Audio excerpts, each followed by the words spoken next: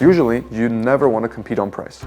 You always want to compete on value. Back in the day, a good product sells itself. That's not going to happen in the digital world that we're living in now. You want to make them feel like you guys are friends. Who do people buy from? Friends, family. Who do they trust? Friends, family. Somebody reached out and said, hey, do you have about $200,000? I can get you at least $1.5 million in return. I said, wow, what is this money glitch that you found? Hey guys, Bugo here, and what you're about to watch is a raw, unreleased footage from our private Code to CEO Mastermind that was held here in Los Angeles. Every single person in this room paid thousands to be there, and they are all mid to senior software engineers building $100,000 a month businesses. And in this video, I'm giving you access to years of hard-earned lessons compressed in only a few hours. This is the stuff that literally shortcuts your path to $1 million just like that. So if you like what you see in this video and you want to join our next mastermind that is happening in Tokyo, Japan, apply in the link down below. You have timestamps available to you, but this is best watched in order. And to set the tone, we are starting off with the first session about a billionaire I met who made his fortune in a questionable way, smuggling fake Red Bull and bribing judges, and why, despite having a net worth of over $1.5 billion, he traded all to do it differently.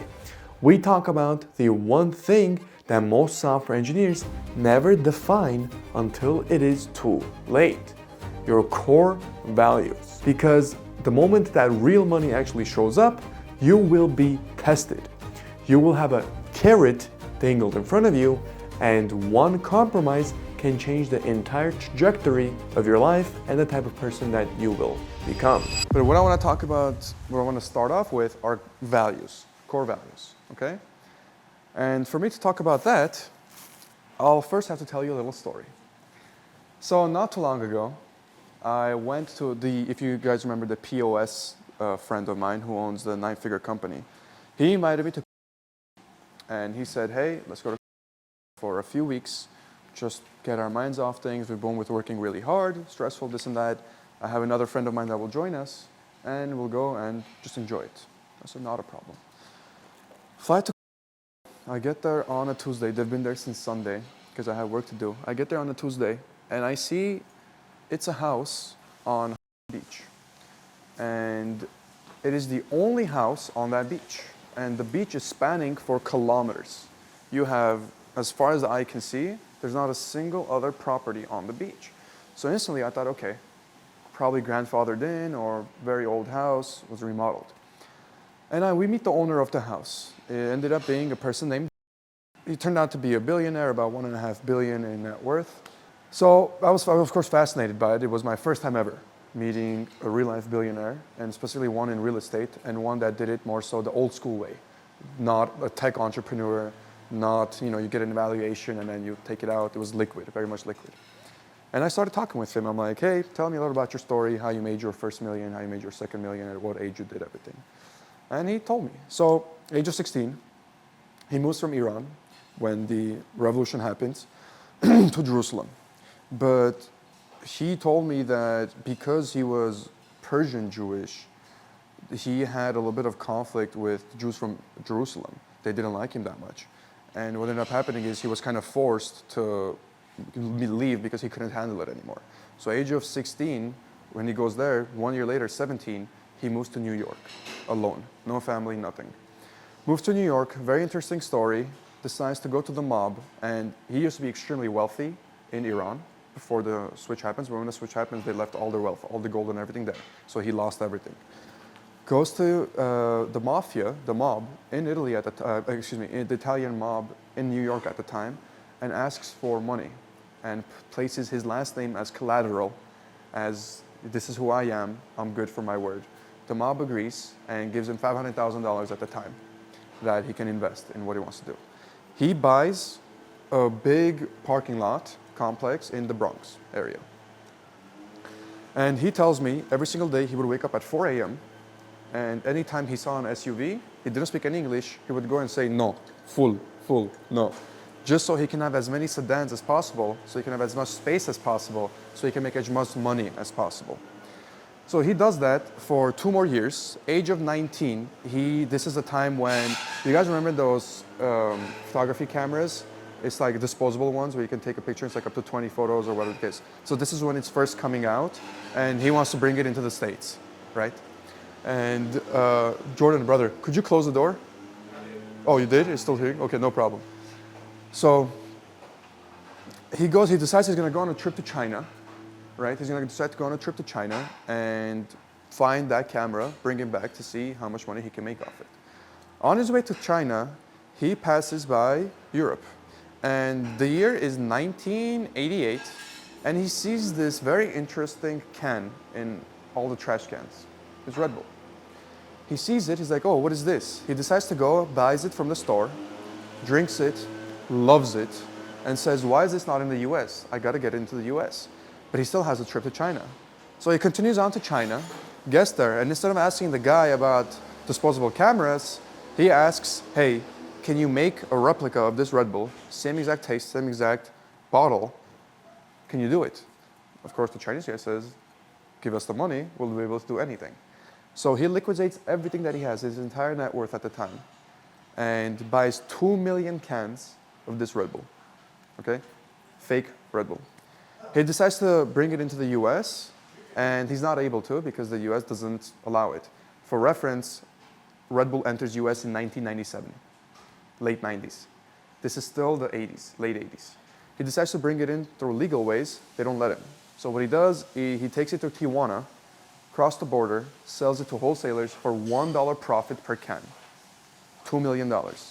If you search up newspapers dating back to about 1989-90, there's a case of Red Bull somehow finding its way into America, people getting a little bit stomach sick, and there being some other effects from it. Nobody dies, but he makes a lot of money off it. But of course, it's a very unethical way of doing it.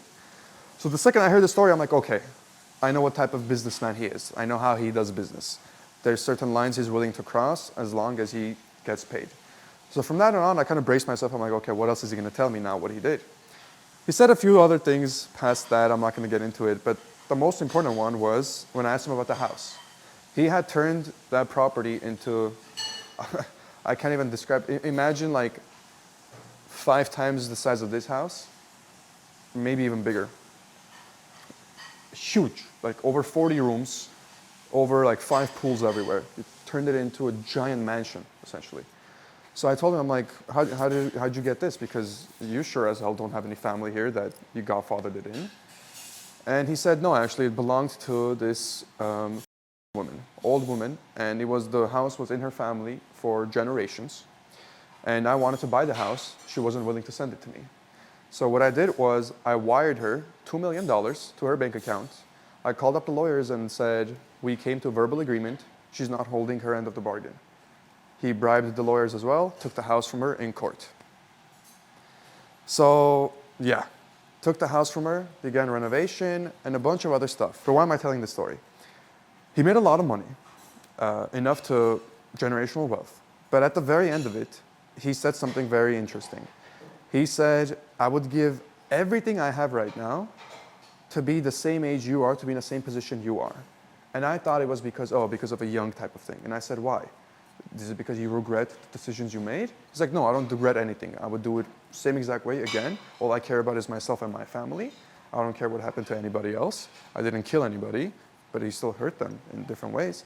But he said the reason why I would go back and try to do it again is to see if maybe there was a better way of doing it.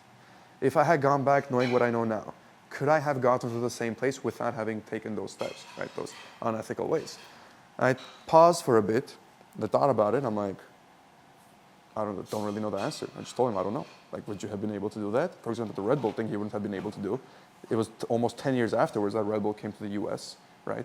Sure, you could have tried another country, but you wouldn't have made them. $2 million also back in the day is like, think of it as like 10 to 15 range now. So it's a lot of money, a lot of money. And he was a young guy, he was in his 20s when all this stuff was happening, like late teens, early 20s. And then the house thing too, I'm like, okay, what other way were you gonna get the house? Convincing the lady, talking with her, she probably wouldn't have given it because she was looking to pass it down to her grandkids. And we had a conversation afterwards about religion, a few other things, core values, and we came to the conclusion, and the POS system guy was listening to it, and he's the same guy I was talking about how He doesn't have any dinner with his employees or anything. He keeps them at a very far distance away. And then he was kind of like flabbergasted with what this guy was saying, because even though he's a cold person with his employees, he's like, I would never do that. And we got into an argument of, okay, does sacrificing your core values in a business lead you to more financial gain? Right? And if so, is there a way to get to the same amount of financial gain without having to sacrifice your core values, right? And we spent hours. I think that day we literally didn't sleep. We spent about 8 hours talking, bringing up different things. I brought up my example, my friend brought up his example, he brought up his own example, and it seemed like it was a 50-50. No side was winning, because there was no winning side. You could do both. Like, that's the merit of the thing. You can get to it the easy way or the hard way, whichever you want to view it. But at its core, you have to keep your values in business. He had a lot of things happen to him in his life. For example, he was 61 years old when I think in his 60s or late 50s, I don't remember exactly what, but he had a very bad knee. So his family life wasn't tight. His family life wasn't good. And in my mind, I was always thinking, okay, if you did this for your family and your loved ones, but they don't even talk to you, you guys don't have a good relationship, yeah, sure, there's sight in terms of money, but what's the point of doing everything if you can't even talk to them, you can't enjoy the time with them, right? So, but he didn't see it that way. He thought of a number. No, I retired them, they have all these things, I don't care about my relationship with them, they're good now. And my friend, we came to the same conclusion that, okay, if you give up your core values to make a little bit of money or a lot more money, at the end of the day, it's going to come back and haunt you in some shape or form. Like, nobody's going to get away with it. It's kind of like if you twist something in the fabric of time here, I don't know how long it's going to take, 5 years, 10 years, 15 years, 20 years, but that same exact thing is going to be done over here, right? So you're always going to pay the price. The reason I say that is because I think, especially recently, in recent times, money has been something that's been more talked about than any other period in history. I think now especially you have a lot more people looking to get into entrepreneurship. You have a lot more people looking to achieve some level of financial freedom, right? It's becoming such an interesting topic.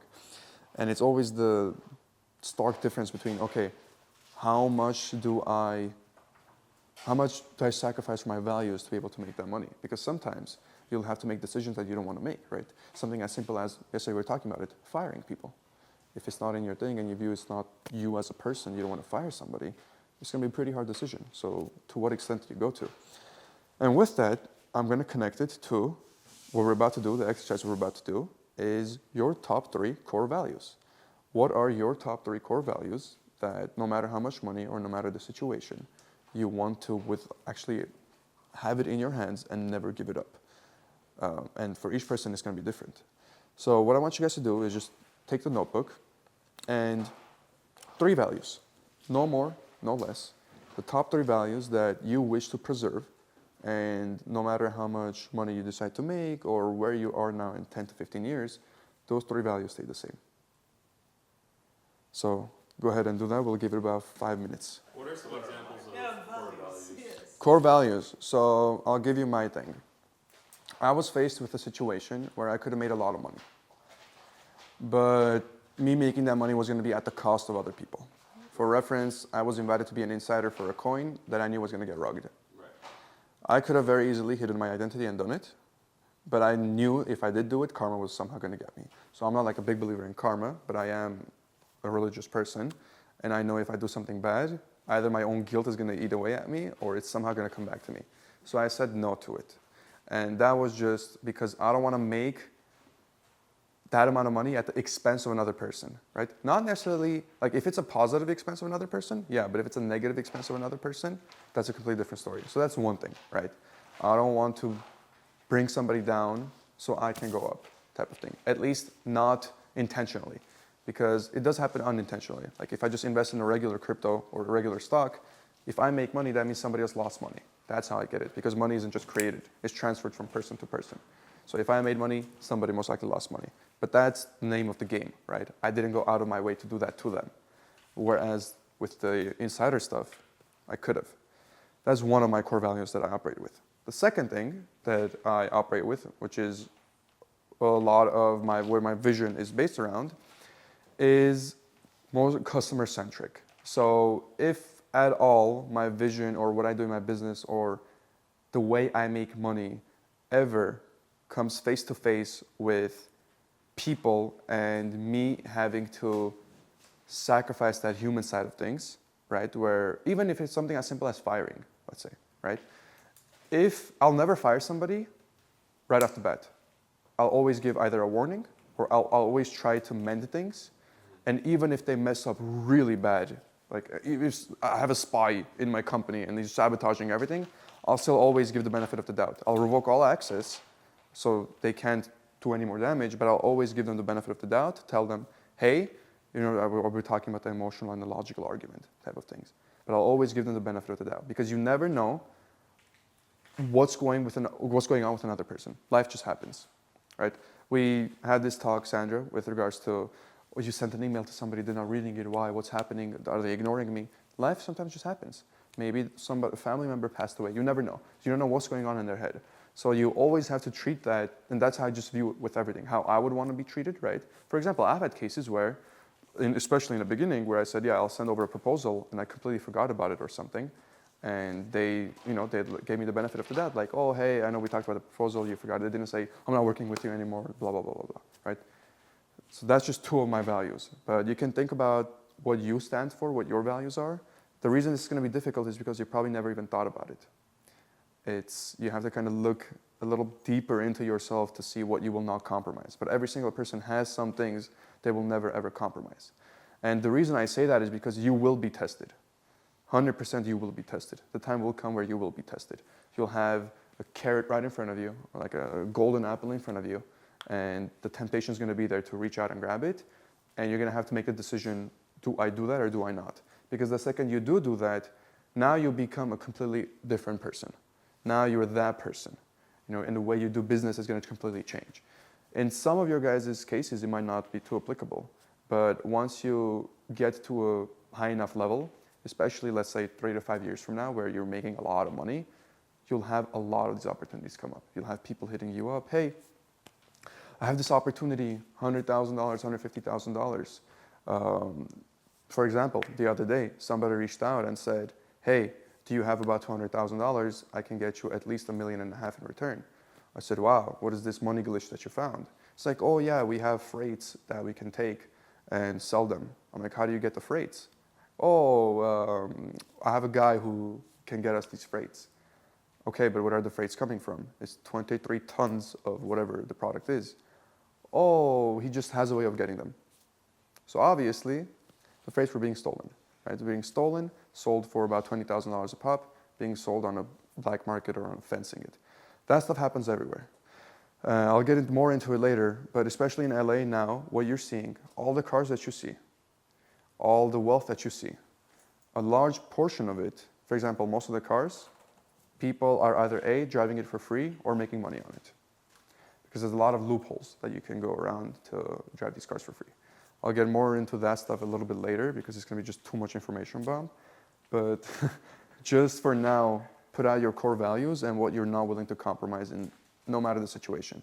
Because this is going to be very helpful when the time does come. You'll think back to it and you'll be like, okay, I made a promise to myself that I'm not going to cross this line. And it's, in my opinion, it's the hardest thing. Because the money isn't just the money. The money is your family gets to feel better. Your kids get to feel better, right? Your mom is happier. Your dad is happier. You can use that money for other things. It's not just for selfish reasons. And it's going to be extremely hard for you to say no to that or for you to kind of push back on that. But you will get those opportunities. Maybe some of you have already gotten those opportunities. I think Zoltan, maybe you might have in your specific field, because you guys did crypto work before. Right. So you might have gotten even those opportunities. I don't know about the rest of you guys, but if you think back, you could have had some type of thing like that, and you have to make the decision, do I do it or do I not? I'm not one to judge to say you didn't, because I have a lot of friends who did go that route, but I'm not one to judge because I also know the situation, right? And the way I view it, I mean, if you're not really hurting somebody, like physically or mentally or emotionally to a big extent, if you're doing that, I'm not going to call you out on it, but I'll keep my distance from you. But I'm not going to be the one to judge you because, once again, I don't know your situation. But I would prefer if you don't have to go through that, right? If you don't have to go through that, why go through that exact thing? And the funny thing is, most people believe There's no other way. That is the only way I can do it, right? But what I'll talk about later is there is another way. So let's, everybody done? Wrote it or? Okay, take it, yeah. I'll shut up so you guys can think. Perfect. I take it, everybody's done? Okay, so now what's gonna happen is you have your core values and now you come to the decision. I need to get to where I wanna get to without sacrificing these things because maybe before you didn't even think about it, right? Now it's consciousness on your mind. So now I'm gonna aggravate that a little bit. I'm gonna kind of put salt in the wounds and this is how I'm gonna do it. Does anybody know what this number represents? Approximately. 4 years from now? It's years, but more specifically, if we take a look at the past, that's the hint. About this time ago. New president? So what happened 2,029 years ago? Oh. About approximately. It's estimated, give or take, plus or minus 3 to 4 years. Are we talking about Jesus again? Yeah. Okay. So Jesus was born. Okay. It's not actually 2025. It's estimated like plus or minus 4 years with margin of error there. But the reason I'm bringing that up because Jesus was born 2,029 years ago, approximately, which is about 740,000 days. Okay?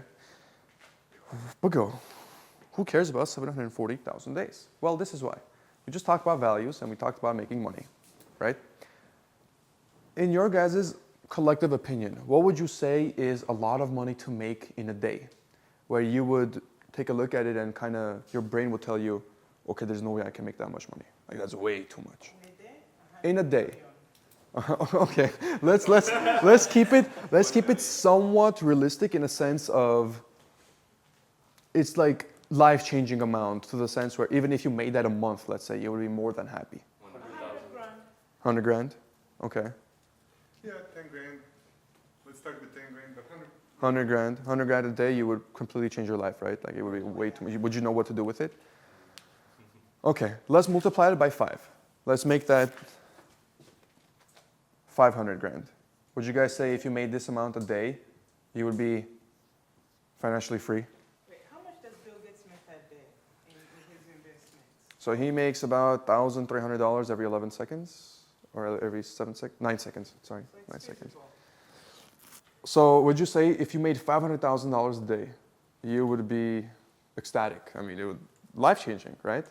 Well, now, what if I told you, if since the time that Jesus was born, 740,000 days ago, you made 500,000 every single day, Elon Musk would still have more money than you.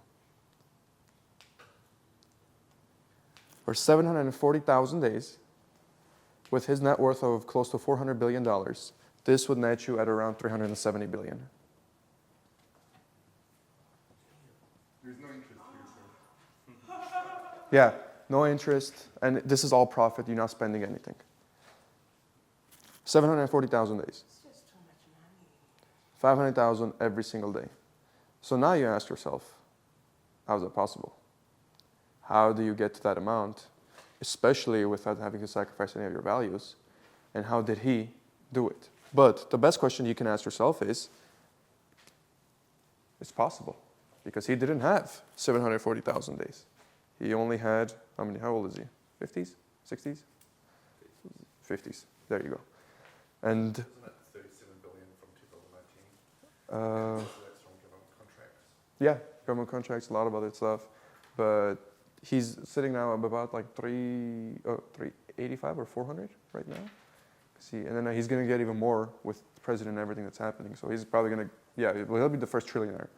But there's people wealthier than him too. So this is known to the public, Forbes stuff. But Putin has more money than him. The royal family, Saudi Arabia, are trillionaires. They have more money than him. Even Prince of Bahrain has more money than him. So this is just not even the top of the top. But I wanted to put into perspective.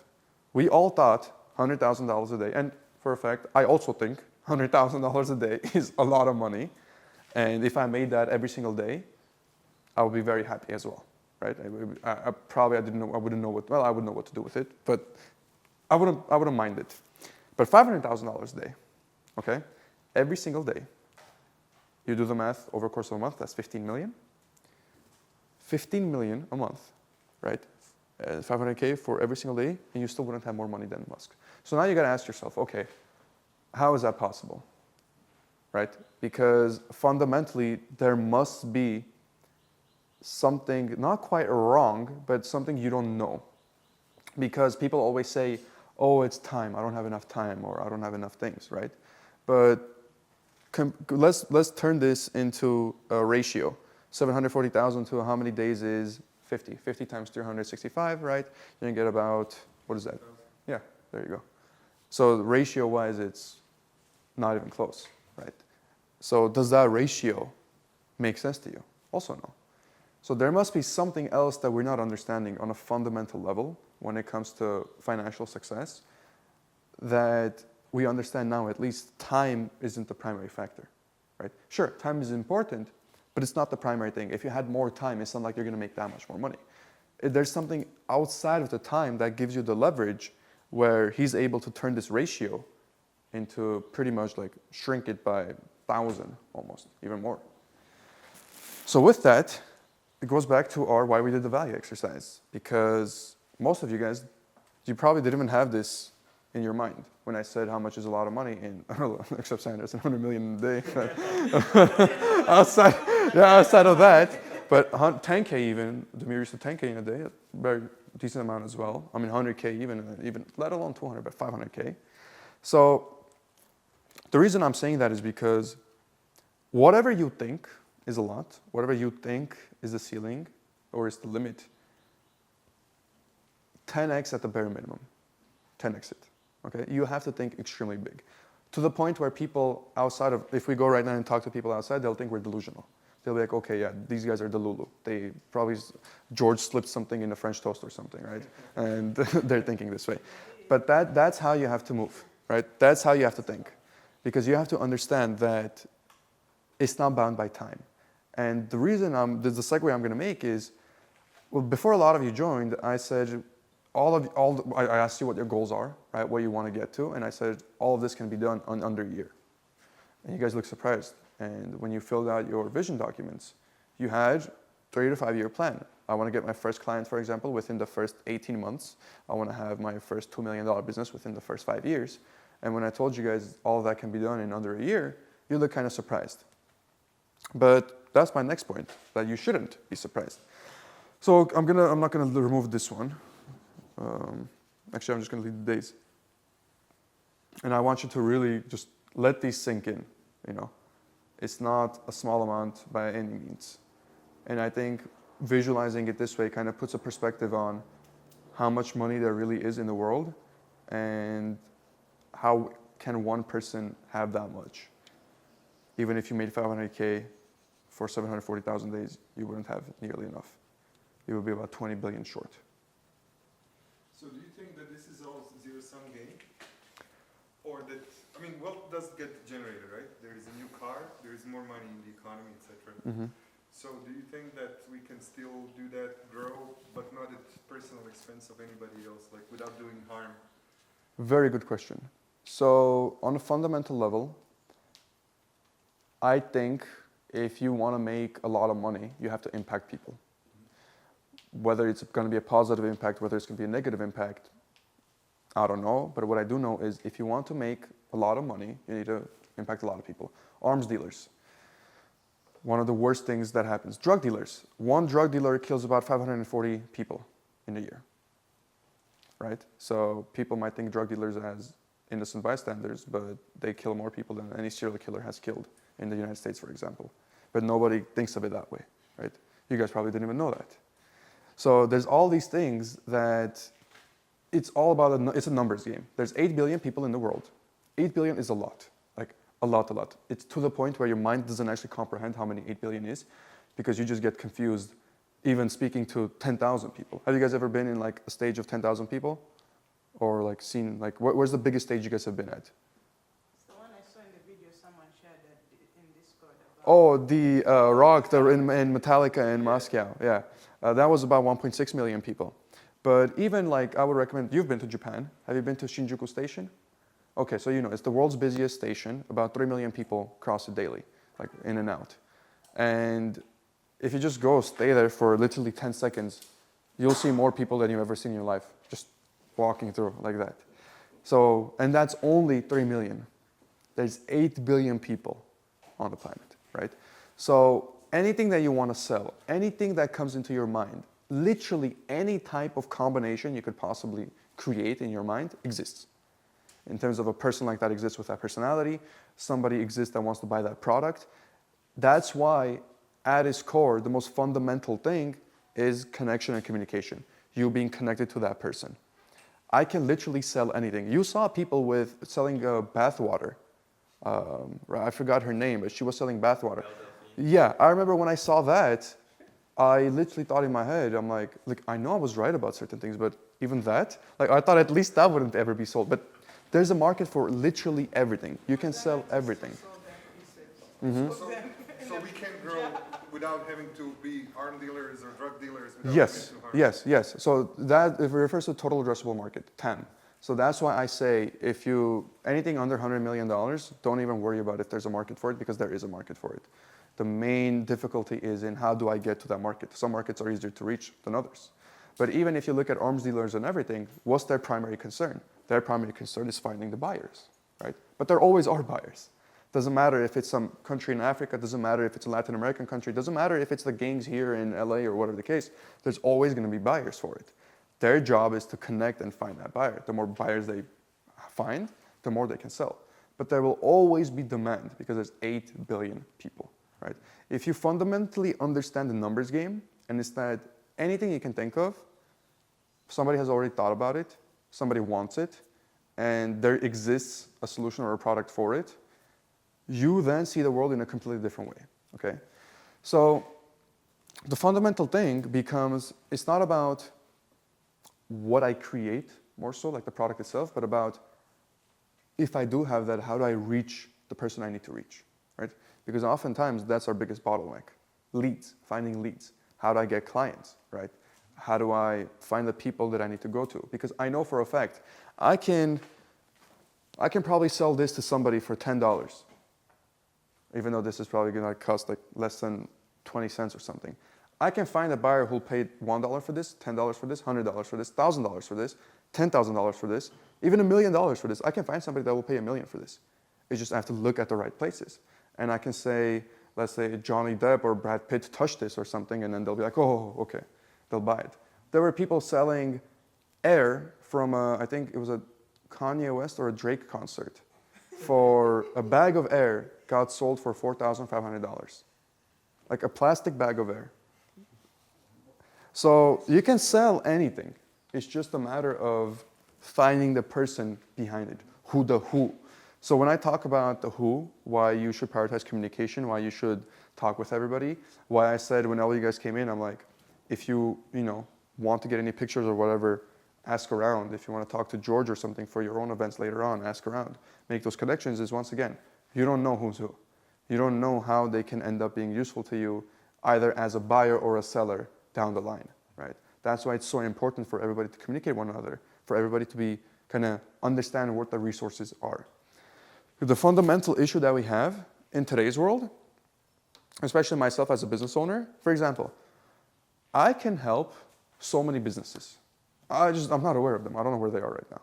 I don't know what they're doing. I don't know what the owner's doing. Maybe they're taking a vacation in the Bahamas. No clue where they are. I just help those that I can right now reach out to. But there's millions of people, millions of business owners that I can still work with. It's just I have to find the best way to reach out to them, to approach them and tell them about my services. So that's going to lead us to marketing, okay? I think more important than sales, marketing is the most important skill that you can ever learn, especially as a software engineer. Because as software engineers, we have the inherent advantage of creating. So regular people don't actually kind of realize this. Zoltan and you guys, it's a little slightly different because you're in a creative environment. You're kind of used to it already. But when I talk to a regular person, it could be even my PA, Anahit, for example. She'll be coming today. You guys can ask her this stuff. The way our mind works, the way we think about problems, we break the stuff down, right? We think in pseudocode and real life type of situation. We take a look at something, we want to break it down, we try to understand it. We try to rationalize it because we believe ourselves as rational people. All the software engineers I've met, when I ask them, are you rational? Yes, I'm rational. Because we like to think we're more rational than the average person. But end of the day, as rational as we might like to think we are, we're definitely not. And then the day, we're still human, right? And as software engineers, what you see, the biggest bottleneck that you see is, I mean, most of the people I've met have had a lot of personal projects. They've made some cool stuff. They've had a lot of cool ideas. They've executed them, but nothing's come out of it. Nobody's paid any money for it. They haven't made any money from it. And they've always blamed their technical ability. They said, I wasn't good enough. If I was good enough, my product should have gone viral from that one X post that I did, and it should have made me millions of dollars. But of course, that's not how it works. Back in the day, a good product sells itself. That's a very much type of in-person car salesy type of thing. That's not going to happen in the digital world that we're living in now. Sure, stuff can go viral on the algorithm or whatever you want to call it, but end of the day, I don't want to say it's luck, but a lot of stuff can get pushed that isn't up to a system or anything, because you don't know who controls the algorithm, you don't know what they want to push, because some specific narratives can get pushed, some specific products can get pushed. If you take a look at, for example, Jeffrey might know this, but in China, TikTok in China versus TikTok in the United States, did you guys see the difference between that? Okay, so TikTok in China was pushing astronomy, entrepreneurship, engineering videos, all educational stuff. TikTok in the US was pushing not astronomy, not educational stuff, brain rot content, exactly. So people made the conclusion that, oh, the algorithm isn't pushing it, it's what the people want. That's why they're getting that. So they did a test. They did a test to see, is that actually what people want? So they compared, whatever they were showing in China, they started showing it to the people in the US, and guess what? They found it engaging. They found it exciting. They wanted to view more of it, but they weren't getting those videos. They were getting something else. So you have a lot of these things happening on a big scale of things too that you have to keep in the back of your mind. Like the way the world works is nothing like you've been told. Everything works very differently. And I'll get into more specific stuff in the later time too, with regards to all the wealth you see around you, how that came to be, how people can drive these cars, right? Like I was telling them when I was in Monaco, I had people like my net worth on their wrists. And I'm like, like what do I do, you know? Like, there was a person that had a painting in a yacht. The yacht itself was already more than my net worth, but that painting in the yacht was more than my net worth. So I'm like, okay, there's levels to this. How can somebody get to this level? Back to marketing. Marketing is the most fundamental skill, okay? If you know marketing, you will never, ever, ever have to fear being broke a day in your life, okay? Ever. Because if you can understand the fundamental skill of creating awareness, be it for yourself, be it for a product, you will always be successful no matter what field you go into. Even if you make a complete career switch right now to being an accountant, as long as you understand the core concept of marketing, you will be successful, right? And I say marketing has become this new term, but at its core, all marketing really is people-to-people communication, right? It's all about communicating with people. So understanding at its core how human psychology works. For software engineers, all of you is there anybody that's self-educated here as a software engineer, or did everybody go to university? Oh, I went to university, but not for Okay. computer science. I have a training, but not university. Like, Okay. Switzerland has a different. Okay. Different systems. I did an apprenticeship as an IT professional. Okay, but nobody like YouTube tutorials or whatever the case, right? That's not, okay. I did. I learned to code with YouTube tutorials. Yeah, but you went to university as well, right? Yeah. Okay, so that's a little different. University, you still get taught certain things. So the reason I want to bring that up is because, especially in university, I mean, I don't know how your guys' classes were, but with mine, when I was learning stuff, I remember I even took an entrepreneurship class for engineers. And the teacher had never owned a business in his life, and he was talking about entrepreneurship, so I always found that ironic. But nevertheless, everything that was being talked about was, if we imagine a puzzle board, right? This is the entire puzzle. To me, it felt like all they were discussing was how I can fit into this puzzle right here. Like I was this missing piece. But nobody was telling me about any of this stuff here. And I always wondered, I'm like, why do they not tell us about this stuff? I want to learn about this stuff, right? Like what's here, for example, that I want to be a part of that. I want to know what that is. But it felt like throughout university, everything I was learning was just to fill this hole right over here, right? And that is because we don't get taught, we don't learn anything about marketing or sales or any of the core skills we really need to be able to make money. We're fundamentally taught on how to depend on another person to make money, right? You're not taught how to make money with your own two hands, your own brain. You're taught you have to go work for somebody to make money. At its core, there's nothing wrong with that. There's nothing wrong with working for somebody else to make money because everybody has to get started somewhere, right? But what they leave out is they don't mention that this should be a stop on your journey, not the final destination. University makes you feel like this is the final destination, okay? That's the most fundamental difference. Because if you view this, it's a completely different mindset and it's a different, completely different life you live if you view this as a stop on your journey as opposed to the final destination. Because your priorities change, your long-term vision changes, you are a lot more ambitious because you understand, okay, I need to do something to get out of this specific situation because I'm only going to be here for 3 more years, 4 more years, whatever the case, right? But this isn't being taught to people. And you can't really blame people because you might say, oh, but they can go on the internet and take a look at it. That's such a bad argument too because even if you can, you need to make the conscious decision and ask yourself that I'm wrong, so I have to go seek out the true information. But how many people ask themselves, what if I'm wrong about every single thing they think of? They'll go crazy.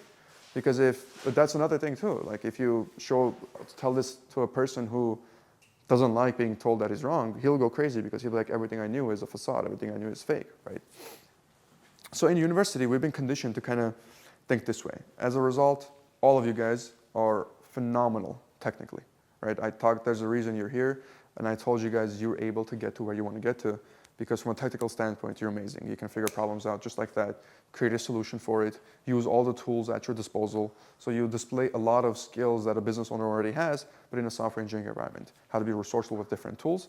New technology comes out, you're able to adopt it and use it, and you even put out guides in Discord helping everybody else on how to do it, right?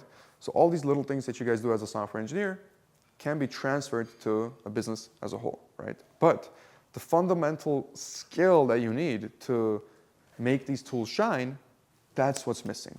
Because what you have is, if we'd like to, I'm going to make the analogy of, let's bring up Danny from yesterday, a roofer. Okay, he's a roofer.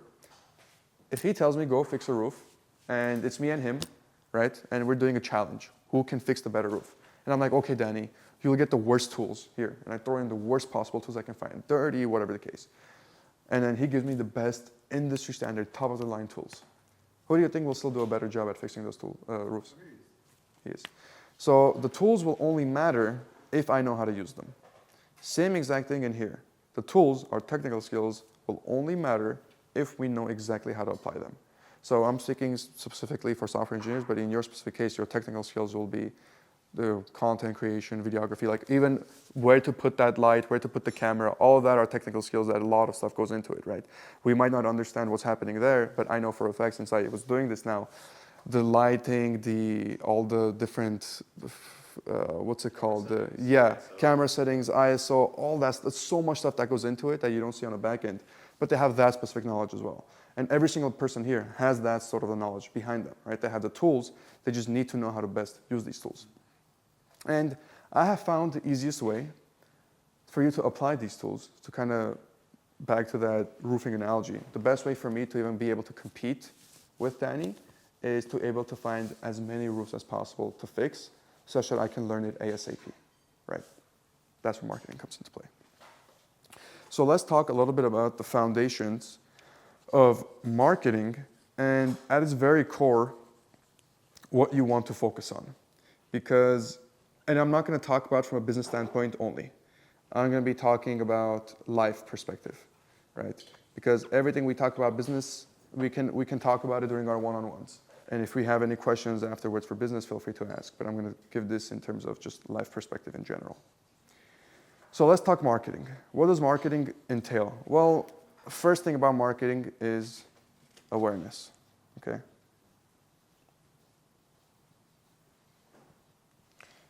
Without this, doesn't matter what the next steps are, it's not going to matter, okay? If you don't create awareness, nobody knows who you are. Doesn't matter what type of product you have, doesn't matter who you are, it literally doesn't matter. So how do we fix that? Well, I'm going to give you 2 examples. Okay, I'm going to give you two examples that draw a real life comparison. One example will be the real world as we live in right now. The other example will be from a business perspective. As you know, I don't particularly enjoy partying. I don't enjoy clubbing. I don't go to clubs like that. But I had a friend of mine that says, hey, you're missing out on a lot of good marketing. I said, what? I said, what do you mean marketing? He's like, yeah. Do you spend any money on ads? I'm like, well, no, but I spend money on other client acquisition methods. It's like, okay, let's do a challenge. You put the same amount of money that you're going to spend, let's say, and let's spend it together at one night at a club. I'm like, okay, what do you have in mind? He's like, come, I'll tell you. We went to the club, and we got a table. We got a table, and he ordered drinks for every other table at that club. And we had one of the head tables there. The total night cost me about $35,000, but every single table there that got a drink, that came over to us, introduced ourselves, we made connections, we talked with people. We created awareness. We could have been a nobody at that club, sitting at the back, right? But now we created awareness. We put ourselves in a situation where we're sort of desirable, we have some level of status. We ordered drinks for everybody to create that intrigue. Oh, who are these guys? Why are they getting drinks for everybody at the club? And naturally, we had people approach us, thank you for the drink, and then take one shot or something. And of course, I was there with my lemonade, just enjoying the conversation, right? So that happened, and it really opened my eyes because from that $35,000 spent, within the next 4 months, I can't even put an ROI on it because I got so much out of it. Not only from a financial perspective, monetary perspective, I was telling you about it, but so many other connections that led to even more connections, that led to even more situations that just ended up helping me as a whole, right? But if you take me back to before that, I would have told you that's a waste of money. I'm not spending. And I remember saying, I'm never going to spend money at a club. And then go ahead and behold, so you spent $35,000. So this is my other reasoning why there's always more than one way to do something, right? It's not, nothing is as strict as just one path. There's multiple ways you can go about it. So that opened my eyes. I'm like, okay, so that's one example of how I can market or create awareness in a situation where you don't really consider it off the top of your head. I mean, it is pretty ad hoc type of way of creating awareness. I mean, when you're going to a club, you're expecting people to have fun, but you use it for more so networking and business relationships. The second way, this is in business, and this is a very cool story as well. So you guys remember one of my first clients was a bakery, father and son bakery. That's the name of them. And they needed help with the demand forecasting stuff, but I didn't know that they needed help with that. I went and I had to pitch myself, blah, blah, blah, blah, blah. We worked together, did a good job with them. They were all happy. And they decided to, okay, I want to refer you to somebody else. I said, okay, what is it? Is it another bakery? They're like, no, it's a pizza shop. Okay, we haven't really done like too much work for restaurants. And I know the margins are pretty low, so I don't want to work with them, but I love pizza. So maybe I'll get at least some free pizza out of it or something, like a lifetime. You can come in anytime and get free pizza. I'm like, okay, I'll give it a try. So we went to the pizza shop, and they were just setting up. It was two sisters setting it up, and you could tell everything was very new because they didn't quite know what they were doing. They were struggling with everything. They had like stuff hanging from the wall. It was a little crooked, but the pizza was amazing. We tried the pizza. It was amazing, phenomenal. It's just they needed help with a bunch of other stuff there. They weren't business owners. They didn't know how to start a business. They had a lot of money, seed money, to start it with because they both came from respective backgrounds in terms of what they did as an occupation. And it was kind of like their lifelong dream of, oh, two sisters setting up pizza shop in a sunny place like this, like California, LA. From that pizza shop, the way we created awareness was in the most, like, I don't know what to call it, like a miracle or a coincidence. I can't really put a word to it because the way everything unfolded, once again, completely opened my eyes on how you can market or how you can create awareness. One of the pizza, it was a margarita with burrata, okay? And literally, I remember telling them, oh, why don't you add basil to it as well? I think it would be very tasty with basil. And they're like, yeah, sure, we can give it a try. They added basil to it, and go and behold, it was really good. And then fast forward about 2.5 weeks, I get a call from a prospect asking me if we're available to take on a client. I'm like, yeah, sure, but where are you from? Like, who referred you? And then he's like, oh, Lena referred you. I'm like, Lena, pizza? I'm like, oh, are you a restaurant? He's like, no, I'm not a restaurant. I'm like, so what do you do? He's like, oh, I'm in construction. I'm like, are you a family friend? Are you an owner? No, I was a customer at the pizza shop. I'm like, so, I'm like, okay, how's that making sense? He's like, yeah, Lena told me you were the one that suggested to add basil to the pizza, and I wanted to work with you. I told him, I'm like, do you know what I do? Did you go on the website? Did you at least read what we do? He's like, yeah, but the reason I wanted to work with you is because you're able to give that level of like feedback to somebody, and it can be a good decision out of that. So something that I did that I never would think would come back to me, like a suggestion I give to somebody, and because they said, oh yeah, it was this person that did it, somebody took note of that very, very one small thing. Adding basil on pizza. Oh, who suggested that? Why did they suggest that? Right?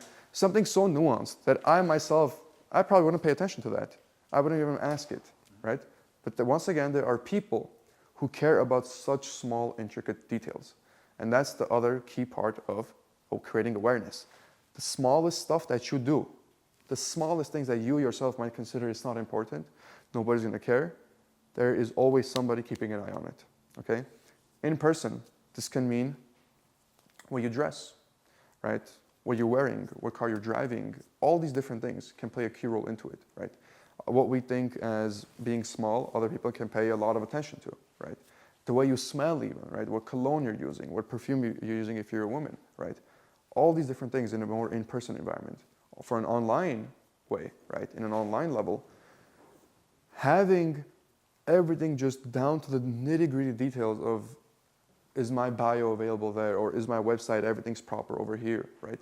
All the small, unique, intricate details that you need to create awareness, you need to add that in and always think of it, right? Because once again, the hardest part to kind of understand with marketing is, for example, right now. Right now, somebody can be watching my video. Right now, somebody can book a call. And I have no control over that, right? Another person can watch that very same video, and because I did one thing wrong, or I said one thing differently, or I didn't like one tiny aspect, they can click off and I lose a potential prospect. And that person, I could have worked very well with them. I could have gotten a lot of results for them, but the one specific thing that I don't even know what it is could have caused that, right? That's why you have to be so mindful about all the small little details. So whenever especially if I'm going to go meet a client, I'll always, I'll take it to the extreme. Haircut, right? Proper attire, everything, get everything tailored. Every single thing where they can't say there's like one flaw on this guy, right? Because that's the level you have to, that's the extent to which you have to go. And you apply the same thing to whatever business it is you're creating. You want to have it such that when somebody takes a look at your business, right? Usually people are judgmental. What can I find wrong about this place? If I tell a friend, hey bro, I know a great restaurant, let's go eat out. First thing that's going to be on their mind, what can I find that's like wrong about this restaurant? Or oh, servers are slow, or whatever the case. But people are always thinking like that. Whenever you hype something up, they always say, okay, but what can I find that's wrong with it? It's just a natural human instinct to do so. You want to have it such that, and don't mix this up with perfectionism, okay? This is different from being a perfectionist. You want to have it such that whenever somebody takes a look at it, they have a genuine hard time finding anything wrong with it. Be it your UI, be it the way you handle the calls, be it your fulfillment process. They genuinely have to sit and ponder, even maybe ask a chat GPT like, hey, I'm trying to find problems. Can you tell me some problems about this guy or this brand or this business? But you want to have it to the point where all the minute stuff that you do, even communicating with clients, right? Sending out an email, sending out a reminder, all these small little things, all the small stuff that people don't really sweat because, I'll just send it, right? For example, one of the biggest mistakes I was making when I was still running my business, I would send stuff without a signature. I couldn't be bothered. I'm like, so I get sent an email, right? Blah, blah, blah, sent. And all I had to do was just especially on Google with Gmail, you can just have a signature there and it auto adds it every single time. And I kept sending it. And one time I was added on kind of like a chain type of thing, like an email chain, where the people didn't know who I was, and it was supposed to be like an introductory email. And they said, basically, hi, Bago, and then blah, blah, blah, blah, blah. And then I email, I sent a response back to that specific email, but I didn't have a signature. And they couldn't get my full name out of it. Like, sure, they had my first name and last name on my actual email at .com, but they couldn't get my full name out of it. And there was other things they didn't get to see. Like, who am I? Am I the CEO? Am I the CTO? They couldn't address me. So the response ended up being about a day and a half late because they had to look into who I was. And when I got mad at them and I said, why are you delaying a response? They said, oh, our apology, we didn't want to ask who you are to, like, you know, it was going to look rude. So we had to, like, look you up on other ways and find out about you. Once again, one small little thing, just because I didn't include a signature, that could have helped them out with, oh, who is this person? What's his number? What's his email? The way I can reach out something to him, right? Of course, it's not, you don't send that to everybody, but just something to keep back in the back of your mind if you do have a business. All these small little things that you might not think play an importance, still do. And with that, it is, but any questions thus far, by the way, in particular? I just want to say, like, I had that of fun when I send emails to, like, already contacts, and then, or like somebody gets like, oh, could we meet? It's like, yeah, sure, here, like, Tuesday, 2 o'clock, or 4 o'clock, or Wednesday.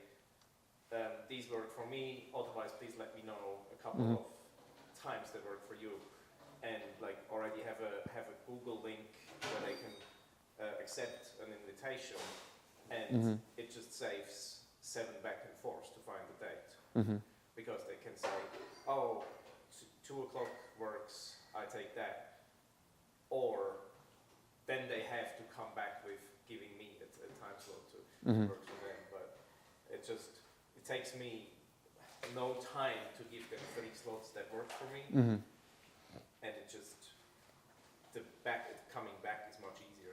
Yeah, great example. Something small from your end, something most people might overlook, but it saves so much time in the long term. And these small stuff, the higher up you climb, the more it matters. So George can probably actually speak on this as well. He probably caters to, you know, different various kinds of people. And I'm sure they'll be even more nitpicky with him depending on who the person it is that he's catering to. So he probably has to watch out for the really small stuff, right? So I'm not talking about like hairy food or whatever, just even the presentation. Maybe there's one extra stroke of sauce on the plate on the other side that they might say, oh, why isn't this like proper, right? So from a chef's perspective, it's gonna be a different vibe. But for us too, it also matters. You'll notice that, for example, my first time ever dining at a nice restaurant, I didn't know any dining etiquette. I mean, I don't come from royalty or whatever the case. So the first time I went to a 3-star Michelin restaurant, I made so many mistakes I was about to get kicked out, and not even intentionally, right? So the way it works is when you go to a 3-star Michelin restaurant, especially if it's like really top tier, they take a look at the pants that you're wearing. And they'll bring the, what's that called? Kind of like the thing napkins, like the cloth napkins, that match the color of your pants, type of thing.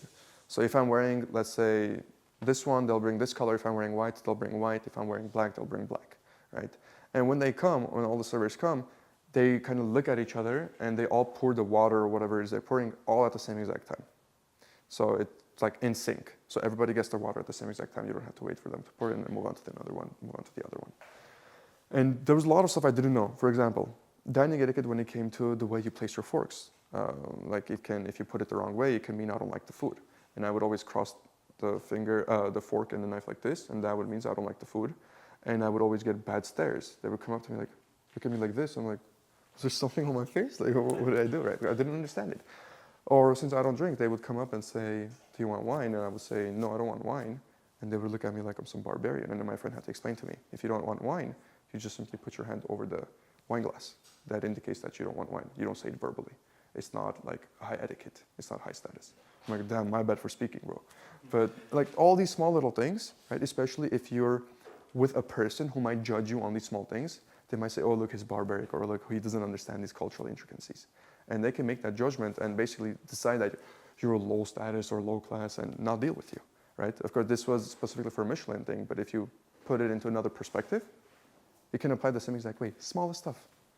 It's funny, and this is not about bashing America or whatever, but I come from like not low class background, but my family didn't have money. But growing up in Europe, like we didn't go to Michelin star restaurants. We just go to the restaurant around the corner. But that's just cultural knowledge. Mm-hmm. Like, yeah, you like how, no, I'm not done eating because Mm-hmm. my knife and fork is this way. Mhm. If I'm done eating, I put Mhm. it side by side. And like things with hand over the glass, that's just cultural knowledge, at least in my generation still, Mm-hmm. from Europe. And in a way, the culinary culture in the US is different. And not, again, not Mm-hmm. judging, but it goes back to worldview and Mhm. your upbringing. And like for me, that's just, I just know that's just how Mhm. I grew up, even though we didn't go to Michelin star Yeah. restaurants. Yeah, but something as, for example, something as simple as that, like I could have, what I should have done, in fact, is before I went to the restaurant, I should have at least, I didn't have ChatGPT at the time, but I should have at least Googled dining etiquette, things to watch out for, right? Just 5 minutes of research could have saved me that quote unquote embarrassment, right? For me, I didn't feel anything because I'm like, you know, but for them, it was like, oh, like this barbarian, what'd you bring him here? He's tarnishing this like restaurant, this reputation. So something small like that can literally make or break your dealing afterwards. So that awareness stage, right, the first impression you make on that awareness is the most important. So that first 10 seconds is the most important 10 seconds that you're ever gonna have with that client. It's gonna be more important than anything you're gonna do in sales. It's gonna be more important than anything at the fulfillment side of things. That first 10 seconds with how you get introduced to a prospect is the most important 10 seconds. So you can replace this with a date. You're courting a woman, you're courting a guy. That first 10 seconds is gonna be the most important because they're instantly gonna make the decision, yes or no. And you're gonna, if they decide no, you're gonna have to prove yourself and kind of climb this ladder. If they decide yeah, all you have to do is worry not about disqualifying yourself, right? Same thing in the business environment. You meet a potential prospect, first 10 seconds they're gonna decide, I wanna work with this guy, or I wanna work with this girl. Like, she's smart, or he's smart, or he does something well. And he's essentially gonna look for reasons to continue working with you, because he's already starting at that place. It makes astronomical difference, by the way, on how well the first impression goes. I've had cases where the first impression, for example, I brought up a Japanese story. I have, as you know, martial arts and background, so I was very familiar with Japanese culture growing up. My father was heavily invested into it, so I just learned as a byproduct of it. I learned about etiquette with regards to business cards, how to do that, how to, you know, how deep you bow, all these various nuanced little things. And when I met the Japanese businessman, I remember I had my own business card. And I remember I went and I took it to him. Let me see if I have it here. Where's the other wallet? I got it and with the card and just bowed like this, gave it to him. He took it and then he gave me his same exact way. And I whipped out my specific business card wallet. Nobody in the US has, right? And he's like, so wow, what is that? Yeah, because that's how they do it there. I put it in, and at that time, he made a decision. I'm working with this guy. All he has to do is not F up the rest of the dinner, not say anything crazy that makes me not want to work with him. But in that first 10 seconds, he made the decision, I'm working with him. All he has to focus on now is not disqualifying himself. So I could have just literally just shut up, stayed there the entire dinner. It would have been well either way because he would have wanted to work with me. Something small as that. So if you apply that, this is more in-person stuff. So let's apply it to the digital world. Now we're talking about marketing through advertising, through posts, through YouTube videos, whatever the case. Chandra said something very interesting. She said, when I watched the day in the week in a life type of video, I was very surprised, right? Because you came in with certain expectations. You were expecting to see something, flashy cars, me walking to Rodeo Drive, buying everything in the store, right? Your mansion. Yeah, basically, something crazy like that, right? So what ends up happening is a viewer, right? And you don't know if there's a viewer, there's a prospect, okay? A viewer can just be somebody who's exposed to you, right? And you're never gonna have 100% of viewers becoming prospects. That's impossible. Because even, you know, Jesus says it best, is like, if somebody hates you, just know the world hated me first type of situation. So even him, everybody, he had a hater. Even like, let's take a look at like Kanye Reeves, he has haters. Even Mr. Bean, he has haters. And all these people that generally speaking you would love or you wouldn't find a specific reason to hate, always have haters. So you can't satisfy everybody. So the way you do everything, especially when it comes to marketing, you have to do it very specifically. So you saw the video and it was very different from what you thought, right? But that video was made with a very specific purpose. and it was to break the entire frame that, oh, it's going to be just flexing on me throughout the entire video.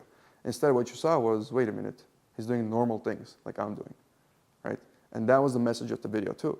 At its core, when multiple people said they were surprised, at its core, it was about, he has a lot of stuff that I want to have, and he seems normal. It's within reach, right? That first 10 seconds, or however long that video was, I'm going to assume, I think it was close to 30 minutes. When somebody watched that video from beginning to end, their awareness with me, the way they saw me, was, oh, he has a lot of stuff I want to have, and it seems like he's a normal guy. He doesn't seem out of reach. He doesn't seem like, like a 10x programmer or whatever the case. Lived a very normal life, but he has a lot of things that I want to have.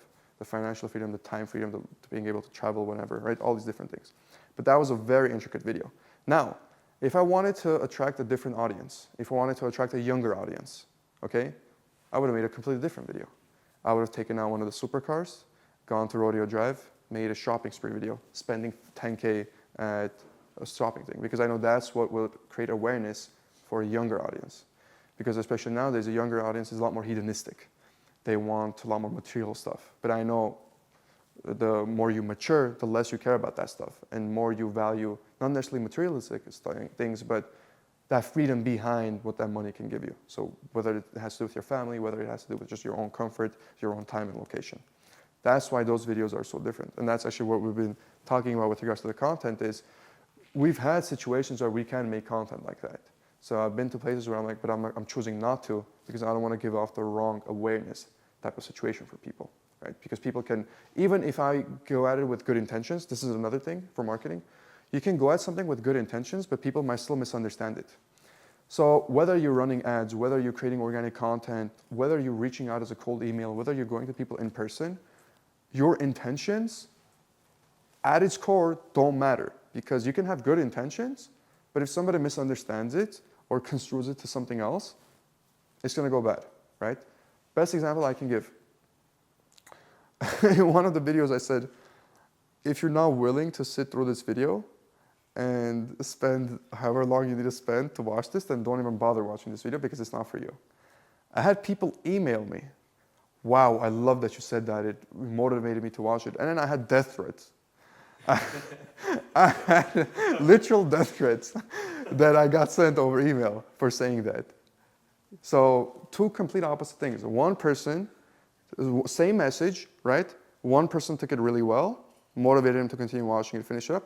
The other person viewed it very negatively, right? So your intentions behind it, even though I had good intentions behind it, some people misunderstood it. Now, could I have expanded on that in some other shape or form to make sure as few people as possible misunderstood it? Yes, but then you're diluting the message, right? Then it turns into something else completely. So at its core with marketing, understand one specific thing. Just as much as you want to attract the correct person, your ideal customer, you want to repel the wrong one, okay? So oftentimes if you're stuck or it's not working, instead of thinking, how can I get my client A, you think, how can I repel my not client A? Essentially the complete opposite of your client. What can I do to repel them, right? So a lot of the times, that's sometimes what you have to do to be able to market properly. It's just as important to attract the correct type of clients, just as it is for me to repel the wrong type of ones. Very important. Not enough people talk about that. And I think it's something that on a fundamental level will make or break your marketing efforts on a long enough time frame. Because you'll always always have the mindset, what do I do to get A? Instead, take a step back, try to think, what do I not do to push away B? That's the one you don't want to work with, okay? That can give you a lot of ideas as to how you should approach a conversation, how you should send out an email, how you should talk with in person, right? So with any questions thus far on any of those? Because I know there's a lot of information. So you said that we should be starting paying for ads like once we hit 15,000 Yeah. a month. Mm-hmm. And before that, it is at most, that was your inbound and outbound. Mm-hmm. So, dealing with friends and family, I guess, is okay until things ramp up. Yeah, And so then take it to the next level, I guess. you can get to 15, 20K strictly with your own existing network right now. You don't need, and I can say that for 99% confidence for 99% of people. If you're from any Western country, even if you're in Europe, any Western European country too, you're good. Your current network, because people have a lot more people in the network than they initially think. You all did the networking exercise. Did you think you had that many people? Did you not find a lot more people than you initially thought you had? You probably thought of, oh yeah, I had this guy from school, or I had this person over here, right? And you can take it even a step further. You can ask their own network. Because a lot of people will be more than willing to help, right? So I have found, generally speaking, once you get to about $15,000 to $20,000 a month range with your own network, you now have enough money where you can comfortably test things with.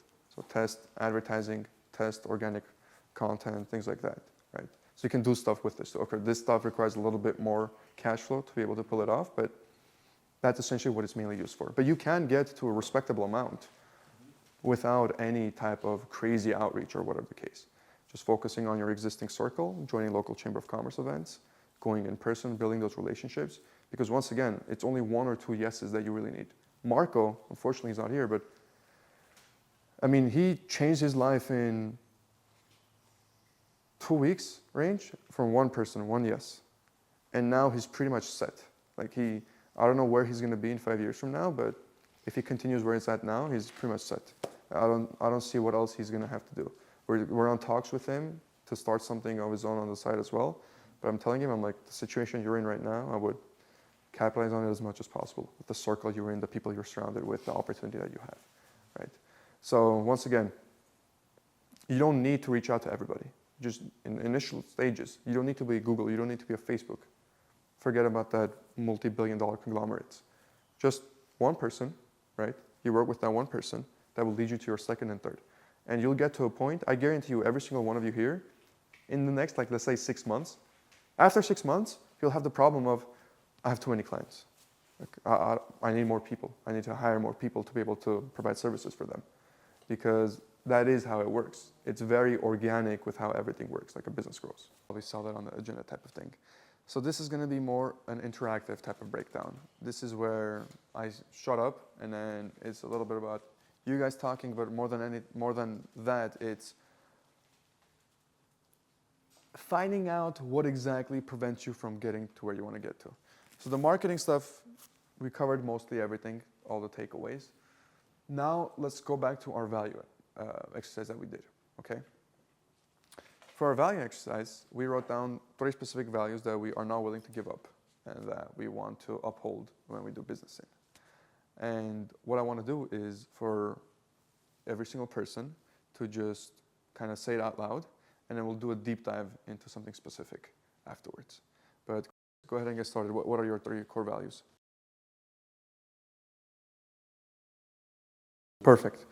So thank you for that, by the way, everybody. The reason we do that is twofold. Oftentimes in group environments, people will be not afraid, but a little skeptical about speaking about their goals. They might downplay them as well. They might be like, oh, people might think I'm a little too ambitious, or people might think I'm a little too delusional. I want to make $1 million a month, but I'm going to say 100K a month, right? The reason we do this in the first place is for you to get comfortable with your own goals and your own skin type of thing, right? For you to understand that the goals you do have aren't this far-fetching type of limit-breaking goals. Because no matter how big of a goal you have, there's somebody else that got to that goal way sooner, way faster, and they're dreaming of something even bigger, okay? No matter how crazy. If you don't believe me, you take a look at Alexander the Great, 23-year-old, he conquers half of the known world. And I always used to ask myself, if he conquered half the known world at 23, can't I make like 10 million by the time I'm 23? I mean, what's harder? What do you think? Conquering half the known world at 23 or making $10 million, right? So where I'm going with this. First, I want to put Dom on a hot seat because I loved the sacrifice part he talked about. So if you want to mic him up or something, you can do that right now.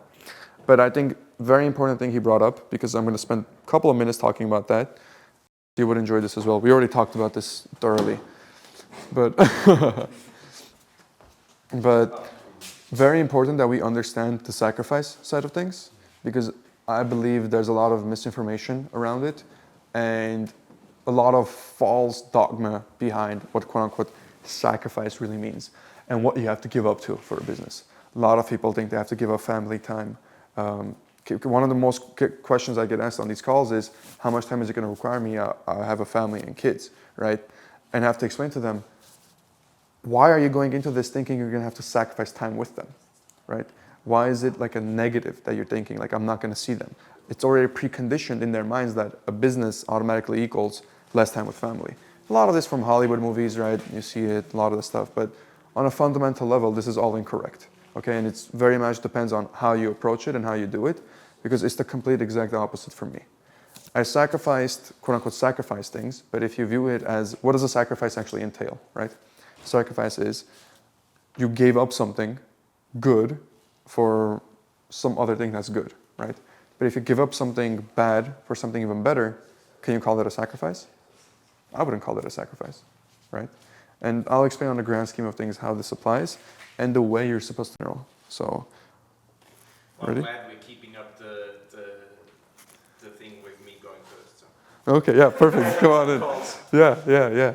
The first one. So, Dom, you mentioned something very interesting about your third value. It was you don't want to sacrifice time with your family, time with your kids to achieve the goal that you want to achieve. No kids, but yes. Okay, yeah.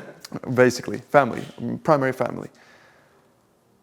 Where is that coming from? Why do you think that's the case? I want you to tell me where that stemmed from and why you believe that what you're doing now could potentially down the line lead to you having to sacrifice these things. Okay, perfect. Very good points. So here's what I'm going to say.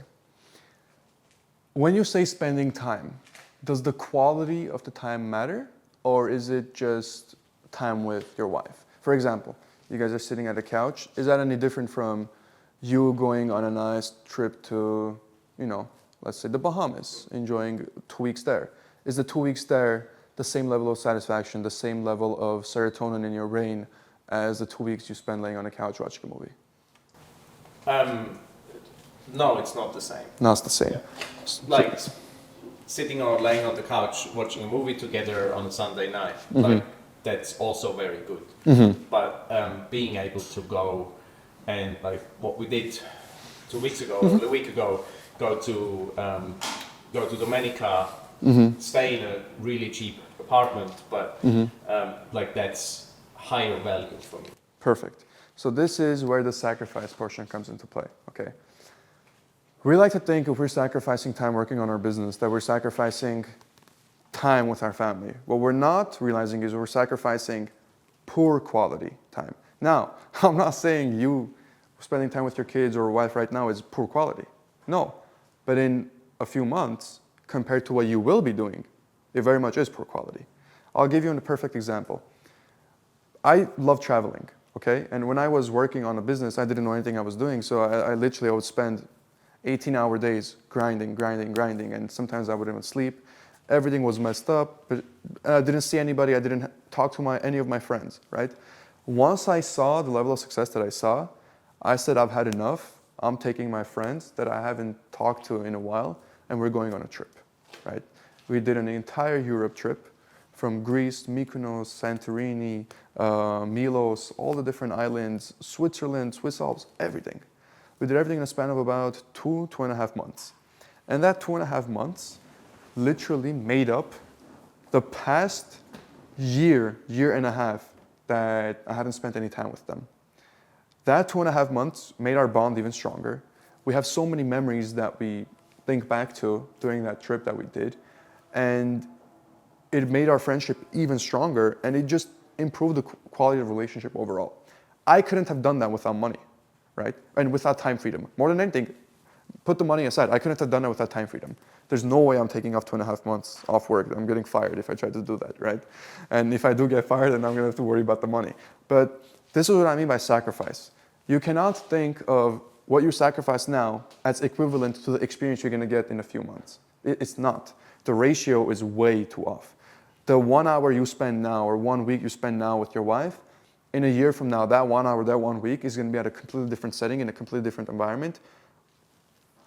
Astronomical differences. And that's the key thing that you have to understand. So do you quote unquote sacrifice time? Yes, but the way I view it is for every 0.25 you sacrifice, you're gonna get 1 or 2 back in the future right now. That is like that sort of a ratio. One of the best things actually about that is you did the trip, so I'm guessing you loved it, phenomenal trip. One of the best things about owning a business and making a lot of money is the time and location freedom you get. To the point of, let's say you're on your way there and then you're like, hey, I want to stop by Jamaica. Let's just stop, you know? And she's like, okay, let's do it. Stop by Jamaica. You don't have to worry about the money because you can now get the place you want to get, that 5-star resort you always wanted to get. Those split-second decisions, when you can make those decisions without having to think, without having to budget, that adds such huge quality factor to what it is that you're doing. Nothing can be compared to it. You brought up something interesting. You want to go to a restaurant, order whatever you want. You don't want to look at the bill. Do you want to know what my favorite thing about this entire thing has been? It's been exactly that. I was always so self-conscious. I would look at the menu, do a little math. Okay, I can order this, this, and this. It's going to be under this much money. Now, it's the best feeling ever for me to just go sit down, any restaurant, anytime, whatever the hell I want to order, I can just order. I don't have to take a look at the bill because I know it's not going to be a crazy amount that's going to affect anything, right? Those things, something as simple as going to a restaurant. I want to take my mom. I want to take a girlfriend. Doesn't matter. Before date night or my mom's birthday, right? Completely different. The same birthday that I used to have at Castaway in Burbank, right? Or that I used to have at Novikov in Beverly Hills. Now, it's 10 times better because I'm able to order, I can order the Wagyu this time. Back then, I would have to cheap out with a filet mignon, let's say, because I didn't want to break the bank, right? Now I can order the Wagyu. I can be free with what I want to order. And even though it's something small, it's something materialistic, it's food, having that level of just freedom to do whatever the hell you want makes such a big difference on quality. And go for it. Mm-hmm. Very good question. Thank you for asking that. So everybody has the same 24 hours in a day. We have the same 24 hours. Elon Musk has the same 24 hours. Alexander the Great had the same 24 hours. We all achieve different things within the same 24 hours. The most detrimental thing currently, 21st century, to your productivity, your time, are going to be distractions, okay? So in terms of sacrifice, you have to get that hour out of somewhere. I mean, there's only 24 limited physical hours in a day. You're going to need to get it out of somewhere. Whether it's going to come from playing with your daughter, whether it's going to come from sleep, whatever the case, it needs to come out of somewhere. I have personally found for 99% of people, they waste around 4 to 6 hours on screen time. And it's just non-productive work. So I guess we can go on to the more productivity side tangent. Your phone, I recommend having 2 phones, first and foremost. If you don't want to have that, it's too much headache, remove every single social media from your phone, okay? All social media from your phone is removed. Your phone is only used for 2 things, texting and calling. And maybe if you want to chat GPT something on the spot or something, you can use it for that too. But your phone should be what it was meant to be for, communication, okay? Communicating with people, specifically if you need to reach out to a partner or whatever the case. That's only what your phone should be used for. You can have a second phone where you have these social media things. When you're going to events like this, you can take a picture because that is also, it has its positives. Remember, nothing is just black and white. It's a great thing. But remove everything from your phone, right? There's so much time every single one of us wastes on our day-to-day that until we take a retrospective look, we don't understand it.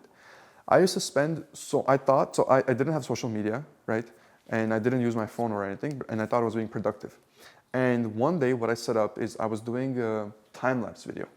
So I set up a camera and I was watching back the time-lapse video. And I'm like, what am I doing? I was like, in some portions of it, I would just like turn around, like stare at a wall really quickly.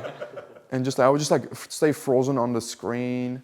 Or I'm writing something and all of a sudden I stop writing and then, because my mind went somewhere else, right? I'm like, there is so much wasted effort here that now I consciously think about it, right? And I found a way for me, I think I shared it with you. I have my own kind of music thing that I put on my headphones and I just completely get absorbed into that. And I can get, for me, it feels like 30 minutes an hour, but 8 hours could have passed by. I wouldn't have realized it. Number one thing that's going to stop you from achieving what you're going to achieve are going to be distractions. You only need, on a fundamental level, 2 things to be successful: laser focus and discipline. Most people, in my opinion, are disciplined. Okay, they have that discipline in them, especially us as software engineers, becoming a software engineer is a disciplined type of major. So you can't just be willy-nilly and become a software engineer, especially when getting to the position that most of you guys are in now. Fundamental problem is a laser focus, not being able to focus on one thing for a consistent amount of time, right? And always remember that compound interest is the eighth wonder of the world, per Einstein. If you can focus on one thing for 6 to 8 hours a day, really it's going to depend on a person, but Marco, he spent, I think, about 12 hours a day for 2 weeks, and he got the result that he got, right? And he would complete focus on it. And I would tell him, like, man, go to sleep. He's like, no, like, I'm excited, I want to work on this stuff. But that's the fundamental thing. That time has to come from somewhere. You have to decide what you, quote unquote, sacrifice. Do you really have to sacrifice your daughter time? No. You can take a retrospective look to see where you're wasting time and sacrifice that. Be it screen time, be it on YouTube, or whatever the case, right? But now, does that mean you don't consume anything at all? No. I believe there needs to be a proper ratio between consumption and creation, because consumption fuels your creation as well. My sweet spot that I found for me that works is 8 to 1. For every 8 hours I create, I have 1 hour of consumption. That's what's worked for best for me. It's all also about systems. So technically speaking, if I didn't do C2C, I can get away with working about 2 to 3 hours a day right now. Some days not at all. Everything's running pretty well. I just had to put out a few fires here and there. I just had to do a proposal, something, but that was pretty much it that I had to do. I can get away with 2 to 3 hours, but I've built systems to get to this spot.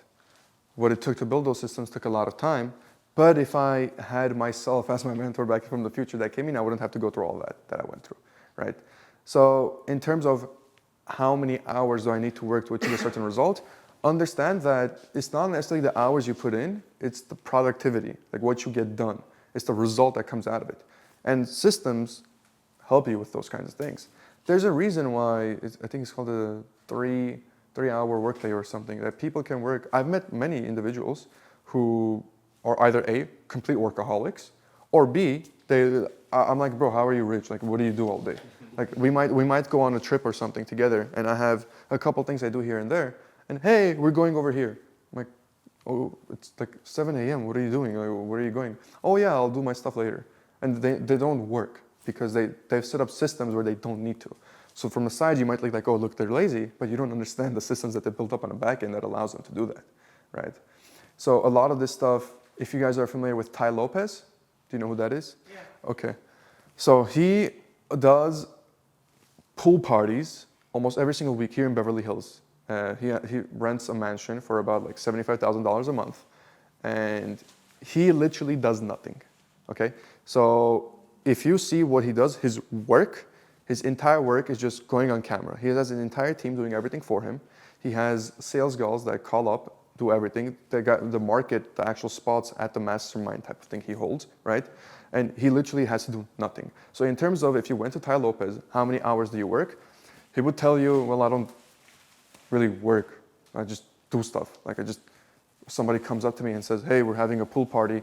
You're gonna need to go and talk and something. It's like, oh, okay. So in terms of like actual quote unquote, what you might consider work, very little. I'm sure he would consider it as work. If you ask him, he would tell you, yeah, I work 24/7 because he considers his life work. But in terms of actual concrete work that he does, nothing. He set up systems that he doesn't have to, right?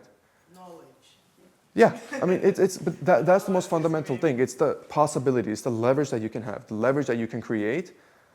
It's to such an extent that, once again, it's understand that it's possible, it's feasible. Once you understand that, you'll always find a way, especially as software engineers. We always find a way. Even the most difficult problem we want to debug, we're not able to, we always still somehow find a way, whether it's today or tomorrow, a week from now.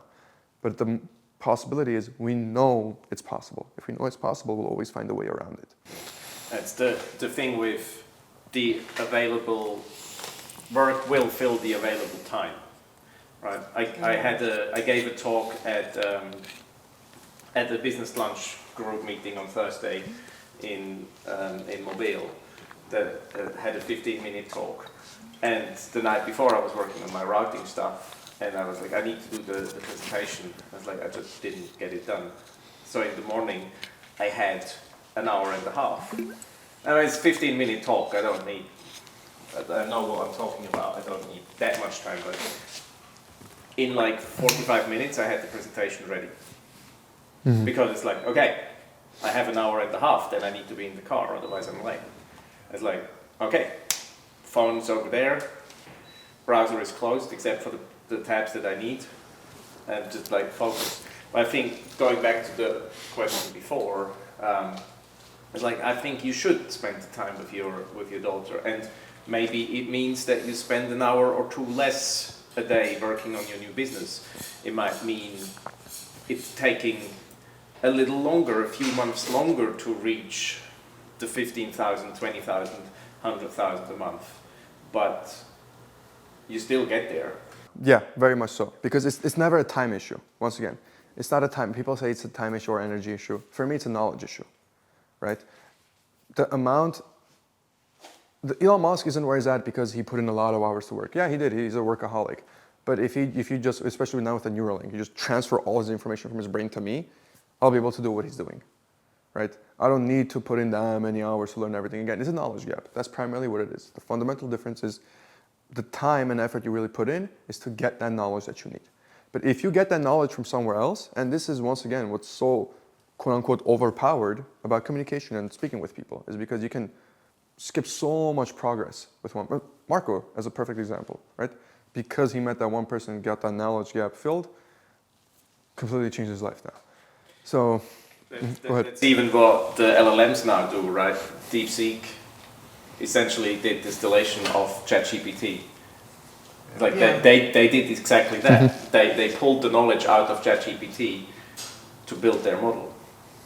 Yeah, I mean, it's like an actual, once you understand, you can break everything down and you take a retrospective look at actually what's the reason behind it. So another thing with a sacrifice where it's like, okay, should I spend the time with my daughter or should I spend it on the business? Understand when you're spending it on the business, you're not actually spending it on the business. You're spending it on paying, it's called ignorance debt. Hermosi talks about this. I like to call it knowledge gap. You're paying it on paying off that knowledge gap. Because if you know, you just go straight away. Yeah, if you know, you don't have to. It's the problem of spending that time to find out what you don't know, right?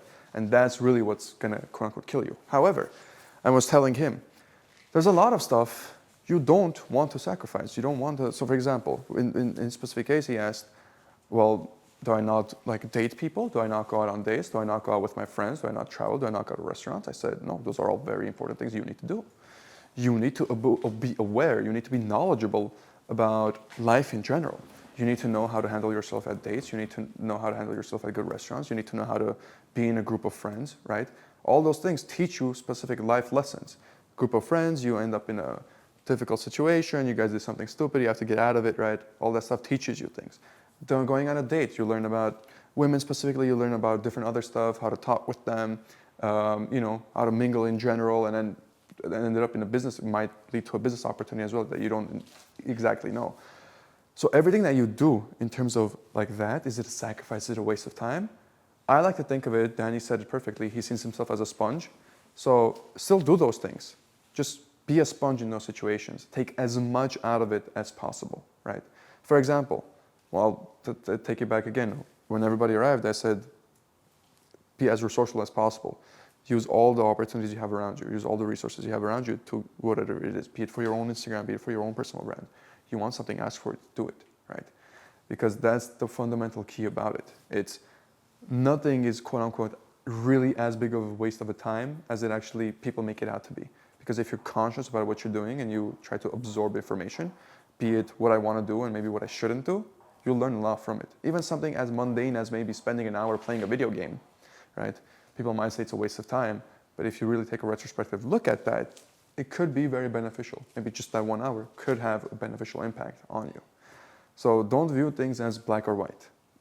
Nothing's really that black or white. Like all these little experiences. For one of my favorite things, trying new restaurants. I spend a lot of time eating out, going to new restaurants with friends, family. I like taking people out. I like exploring new places. I meet servers, right? I meet managers of these restaurants. I meet other cool people at these restaurants. I build a network of people, and I don't know what that's going to lead me 1 or 2 years down the line, but already it has proven to be quite helpful. And I don't know what other way I would have gotten to that specific thing.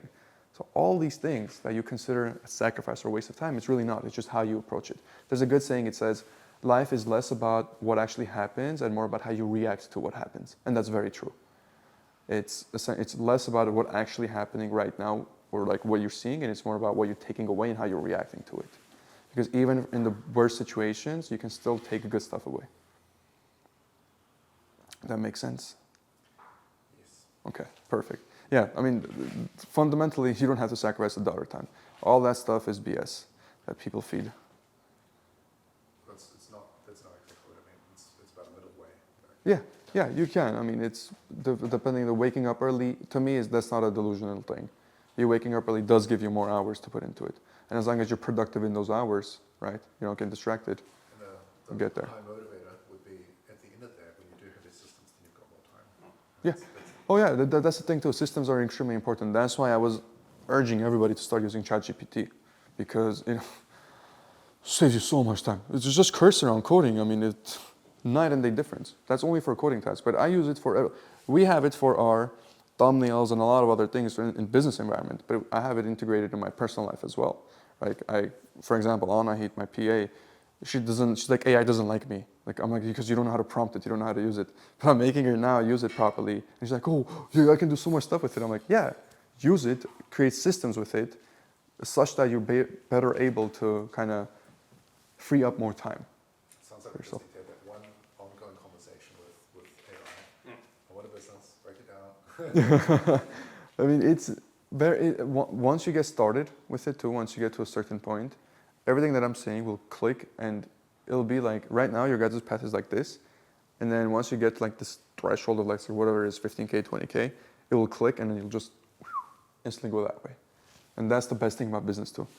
You know about it a little bit with no clients, and all of a sudden now you're bombarded with clients. You're like, I don't have time to take these calls. I mean, also, if you guys ever like, what really helped me a lot was when I was putting in about 70 to 80 hours, if not even more, in consulting, when I was in consulting space as a software engineer. And I always thought, I'm like, well, if I can just put this in my thing, into my business, right? And I used to always count it. I'm like, okay, so 9 to 5, I would do, let's say 9 to 9 o'clock or something. Putting that amount in a business. And I realized after like about 2 weeks, I had made so much progress already where I'm like, oh wait, this is not even close to like what I can actually do.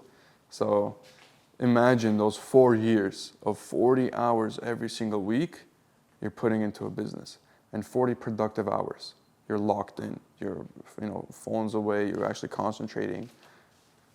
That's why you're able to see these huge levels of like people achieving great stuff. This is making me want to try a 1 month day for now. You can. There it says you can do that cadence and just. You can do it every day. Yeah. You can do it every day. Yeah, I've done that for like probably, I do have like a month and a half type of situation.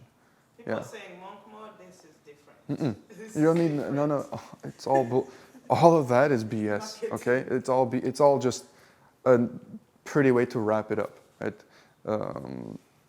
All you really, it's fundamentally, it's just focusing on one thing and removing all the distractions away from it. But also understanding that you need to recharge. For some Yeah, reason. rest I 100%. think that's why like the 1 month day is very different because it explains it, charge, Yeah. charge. For example, I have a very specific rule, and this is something that I adopted recently. It's every single week I have to do something new. Okay, one of the reasons I came up with it is because whenever you're young, time goes by very slow because you have all these new experiences. When you get older and you get put into a rhythm, every day feels like the same. So like 3 months, 4 months passes by and you're like, wait, what happened? We're already, like when 2024 ended, I looked back, I still kept writing 2024 in 2025. It took me like a month before I got used to its weight. It's actually 2025, like how fast did time go? So I started doing something where it's every single week I'm gonna try something new, a new experience. So a new place I haven't been, a new restaurant, whatever the case, just to keep that time moving thing a little bit slow, right? So you can do a lot of different things like that. And what that helps in terms of productivity, I feel like I have more time, even though I don't. It's still the same 24 hours. I just feel like since I experience more things, more new things, I feel like I have more time naturally and I feel more productive. I'm able to get more done. Alrighty, so hopefully you guys enjoyed that first session. If you did, comment down below the biggest thing you learned so far, even if it's just one sentence. And next up is Danny. Danny runs a roofing company here in Los Angeles and he has been doing sales for about 7 years. I asked him to speak because he lives in a world where you cannot really hide behind the screen. You cannot build trust extremely quickly, you do not close. The roofing industry is cutthroat like that. So in this talk, Danny breaks down the anti-sales approach. He tells a great story about why he refuses to wear a suit to appointments and how he once beat a sales guy wearing a Rolex simply by wearing construction boots and actually talking about the client's car instead of the roof. He breaks down exactly the skills that most software engineers actually overlook. Building rapport before the pitch, how to actually get somebody to lower their guard and actually open up to you such that you can do your job properly and such that the conversation never really feels awkward or salesy. And trust me, you will not regret listening to this one. So enjoy Danny's session. Again, my name is Daniel. So I own a roofing company. Been in roofing sales for about 7 years. I'm not gonna stand here and say I'm this guru that knows everything left and right. No, I've gone through a lot of stuff over the years of selling roofs, getting jobs in construction. So, like I was telling him earlier, I think in every field, sales matters. You need to know how to communicate. You need to know how to talk to people, connect with them, build relationships for you to sell a product or whatever the case may be, whatever the transaction is. Roofing, like I won't go too deep into the construction side of it, just more of how to approach people, how to talk to them. Number one thing with sales is, building a relationship with people. I'm sure you guys know that. Whenever you're meeting someone, you're talking to them, you want to make them feel like you guys are friends. Who do people buy from? Friends, family. Who do they trust? Friends, family. So whenever you become a trusted person, whoever they can talk to and have normal conversations, it's more easier to strike a deal. Like Bagrat was just saying earlier about that car situation. It was an older gentleman. I tried to talk to him about the job in the earlier stages when I was doing the sales, and I got too caught up just talking about what I'm trying to sell him. But I forgot that I actually have to talk to him like a normal person and try to understand what his feeling is, what he wants to do, what he's looking to do. So I nitpick certain things that they like. Whenever you're talking to people in any sort of business, you want to talk about things they like, hobbies, whether that's sports, cars, fashion, clothes, whatever the case may be. I sell roofs, and you guys should see me. I go to these people's houses. I don't even talk about the roof. I talk about their cars. I talk about the picture that they have of their kids, their dog, whatever it is. Whenever you start doing certain things like that, they open up. And then you can start talking about what you're actually trying to sell them. So yeah, that's basically, I wrote a couple of things down for you guys. You have to be a listener. So from a young age, I've always loved to listen. Anyone that I spoke with, I call myself a sponge. So whenever I'm having conversations with anyone, whether they're younger than me, older than me, doesn't matter. I sit, I respect them, I listen because they might know something I don't know. Me and him have conversations almost every day. We learn from each other every day. He's in a totally different field, I'm in a totally different field. That doesn't even matter. So whenever you're talking to clients, you kind of want to have them have their moment of speaking. Whenever you're having any sort of business transaction. Because at the end of the day, it might sound stupid, but people love to talk about themselves. They love to talk about their family. They love to talk about their, like I said, hobbies, their work. I think we all talk about our jobs every day, right? So I think that's important, being a listener. Whenever you're meeting someone, having them talk, you listen, respect that, and then try to pivot your way into whatever you're pushing to them. Quick question for you. Go ahead, brother. How do you exactly do that? How do you make that pivot? For example, if, let's say, I'm trying to sell software to somebody, Okay. or whatever the case, and they're on a call, or even, let's take this in person. Mm-hmm. I'm in person with them, I'm talking with them. How do I make the transition without coming off as awkward or needy or too, quote unquote, salesy? Because I've seen you do it, and I can't quite put a name to it, or like a system to it. So is it more so natural for you, or how do you ease into it? You kind of build that over time. I mean, for my field, when I just jumped into it, obviously I didn't know any of these things. You kind of build it over time.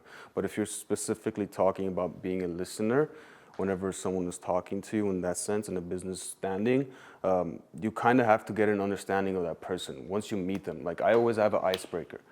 For me, for example, you know, I'm not dressed like this when I'm going to a customer's house. You know, I'm in construction. I wear the full construction uniform. I have my company t-shirt. I go knock, and I have an icebreaker. It's corny, but it sometimes works. It cracks a smile. I go, whenever I know they're having a leak, because we spoke on the phone, I knock, they open the door, I say, hey, is Terry? Terry, I'm Danny, nice to meet you. I heard your roof is collapsing. Like a joke like that. And some people laugh, some people don't crack a smile. It doesn't matter. I do that because sometimes it works. When it works, you can kind of get a sense of the humor that they have. So once you start running the appointment, you start getting to know them, you don't want to start talking too much about the product and whatnot. That's why earlier I was talking about just pointing at random things and having a conversation, because then you'll get a feel for it. Now, obviously, in sales, that doesn't work for everyone. You know, there's some people, there's been appointments that haven't even stayed there for 5 minutes. I've been there, they're not the right people, I leave. But whenever you're in the appointment, you're running your lead, so say, and everything is going smooth, at that point, that person is going to want to talk to you. That person is interested in you. For me, for example, if they let me inside their home, I can already tell they do want to have a conversation with me. They are serious about getting something done. And then at that point, you ask a question, you let them talk. Okay, so more so letting them do the majority of the talking. It's kind of like the doctor-patient analogy that I bring up. But you brought up something interesting there I want to point out. I don't know if you guys paid attention. He said, I don't show up to a client's house dressed like this. Why don't you show up to a client's house looking like... Every industry is different. Every industry is different. If I show up like this, they will kick me right away. They will kick me. They will curse me out because I am, at the end of the day, I started in construction. I was doing work. At the end of the day, I am in construction. I have to show that I'm in construction. If I walk in like this, it's not going to be a good look for me. I've actually, true story, I've gone to an appointment once before, and I was wearing my normal attire with my construction boots, my jeans, my belt, my measuring tape, and my t-shirt, because that's my field, like I said. And at the same time, another sales guy came. He was wearing a Rolex. He was wearing dress shoes, dress pants like these. And the customer greeted both of us at the same time. He told the other guy to leave. Because you kind of already get a sense of what they're looking for. They're looking for a construction worker to do their job. Sales is just a part of it. You have to know those little skills, but you're still in construction, in my field. Now, obviously, you guys are a little different. You guys, I don't know how you guys dress however you want, right? I mean, still, I would say depending on the situation. No, of course, more professional. I would say, slash on the formal side of things. Yeah. So your guys' appearance is not going to matter in that sense, but more on the building a rapport with these people, building a relationship. More on the first impression. First impression, and look, and like I said, I can only speak on my field, but not every deal closes on the spot. But keeping in touch with these people. I have a team that follows up with people. So whenever a project manager or a sales guy goes to an appointment, meets the person, and they don't want to sign on the spot, okay. We obviously do our measures of trying to push them to sign on the spot, but at the end of the day, you kind of have to keep that respect with the customer. You can't just walk into an appointment and say, hey, do you want this? And they say, no, you just walk away. No. You're there for a reason. They are interested. At the end of the day, they did call you. So you have to figure out why they're not signing on the spot. So I'm kind of jumping all over the place. I'm not a professional at this. Sorry, guys. But yeah, just, you know, let's focus on, is there anything specific in sales you guys want to focus on? Have any questions about? Maybe, yeah, go ahead. I have a question about what you just said. With building rapport, because most of the sales calls that I've done is on like a Phone. video call. Video call. A time limit. what if the call gets derailed because you're building rapport? Is it just take that to be a rapport call and follow up? Or because I imagine in your field you're maybe not on a time. Following up is one of the most beautiful things ever. I love following up. So in your guys' field, let's say you have a certain amount of time to talk to people, right? And that time finishes, are you able to follow up with them? Yeah, I'm saying like usually you advise spend 5 minutes on the rapport and try to get them start talking. And I'm asking, what if the conversation starts off and the rapport building And it doesn't stop talking? Just take it to be rapport and you're like, we shall have a follow-up. Personally, if you ask me, that's beautiful. Okay. The more that they talk, the more you start building rapport, the more they try to get more, comfortable with you, that's even better. You're gonna have a higher chance of closing that person with a follow-up call. People buy obviously because of the price, but they're looking at you, what company you're from, what you have to offer. It's very important for them to like you. No one's gonna buy from someone they don't like. It's as simple as that. Unless they're doing it for free. I don't think anyone here is gonna do anything for free. So absolutely, I think for me personally, if you ask me, I think that's important. I've gone to appointments where last week, it was an older gentleman, loved to talk. I was at his house for 2.5 hours. 2.5 hours because he loved to tell me stories. And I didn't mind leaving and coming back because I personally knew that if I walk away from this, we were exchanging contacts and I saw him put my name in his contacts. That's when I knew, I was like, okay, I can kind of give this guy a call and come follow up again and rerun the lead in some sense. Now, obviously, if it's a customer that you kind of get the sense that you're not going to get that, in sales, you kind of have to push. It kind of gets a bad rep as sales guys, the pushy sales guys, the car salesman that I've been called a car salesman before when I just started. It was hilarious, but you kind of do need to do that. You kind of you need to build an urgency for clients. You have to understand why they're buying from you, what they're buying from you, and you have to basically try to get them to understand that you're the right person and now is the right time. Now, in my field, that's a little different. As you guys know, in LA, it's raining. That's beautiful for me. They have to buy, because I'm at a customer's house, I'm looking at him talking, and there's water coming down. So you kind of have to understand your own field of what would get these people to buy now. Because at the end of the day, I'm just going to throw a percentage out there that might be accurate. From my experience, if I'm at an appointment with the client and I walk away without selling on the spot, 75% of the time you can just wave bye-bye to that. Once you say bye to them, you say bye to them. Unless it was that situation where, you feel really, really comfortable with that person. Thank you. That's helpful. Of course. No, I think in sales it's important to have that little pushy edge to you. In my field, the number one response is whenever someone doesn't want to sign is I need to speak to my spouse. I need to speak to my wife. I need to speak to my husband, whatever the case may be. In that sense, they kind of handcuff you because you don't want to be disrespectful. But at the same time, I've had many instances where I've felt the need to push, and I've pushed, and it's sold. In one case, someone said I need to speak to my wife. I said, look, I'm here now. I drove 2 hours. What is it I need to speak to your wife about? Maybe I can help explain it. And then you kind of get them to talk again and explain why. At the end, they might turn around and say, you know what, it's the price. Or you know what, I just need to talk to her. I say, okay, no problem. I'm going to go outside. I'm going to be in my car. Take however much time you need. Give your wife a call. Give your husband a call. Explain it to him. Because I'm going back to the office now. I would rather we figure out a solution now instead of going back and forth. If he says no, at that point I already know if he's serious or not. If he's going to turn around and you're like, no, you know what? I don't want to work with you. Okay, no problem. You don't want to work with me? You don't want to work with me. But, at least by me saying that, I can get an understanding of if he's actually serious or he's not. How do you handle rejection? Horrible. What are the most common ones that you get? Specifically because Rejections? Our most common objections are going to be, well, let me think off the top of my head, at least in my industry, which is very similar to your guys's. I always get, okay, why do I need this, for example? Okay.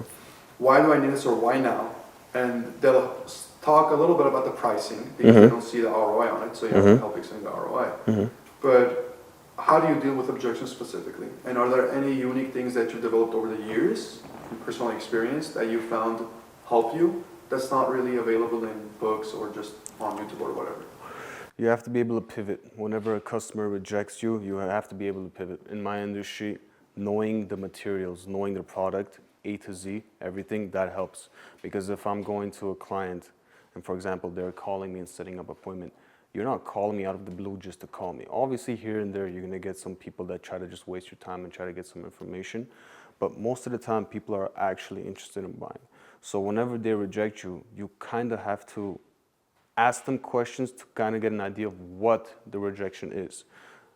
Maybe it's the price, maybe it's you, maybe it's the shoes you're wearing. You never know. You have to talk to these people to get an understanding. A lot of the times it is the price.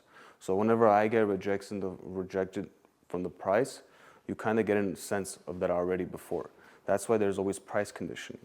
That's why you have to give yourself some wiggle room. I don't know specifically how you guys would do that in your field, but in my field, I like to give myself a gap. You know, for example, if a job costs me $5,000 and I can kind of give myself room and start at $30,000, I know that if they're having trouble with the pricing and they're upfront with it, it's a price, I have so much wiggle room. I have so much room to play. I have bullets. In sales, we call that bullets. You have bullets in your gun. I need to speak to my wife? Okay, no problem. I'll go step outside, call your wife, talk it over. There's one bullet. It's the pricing. Okay, let me see. Maybe I have some extra material laying around. Maybe I can fit you into the schedule that makes sense for me where I can save money on labor. Boom, that's another bullet. What are they going to say? It's either yes or no at the end of the day, right? So at least you have to try and push and use these bullets to kind of get an answer for yourself. There's been a lot of appointments over the years where I've gotten turned down. But everything that I said, you know, following up, building a relationship. I have a client from 5 years ago. He's referred me to 15 people. 15 jobs from that one person. How did I do that? I became such good friends with him. I went to his church with him. And I told him, every customer you bring me and that I actually sign, I'm gonna give you $1,000 check from each customer. 15 grand he made over the years from just referring me to friends, family, whatever the case. But you gotta help, you gotta give and get. It's not just sales, buy my stuff. No, you actually have to be friends with these people and it has to be genuine, you know.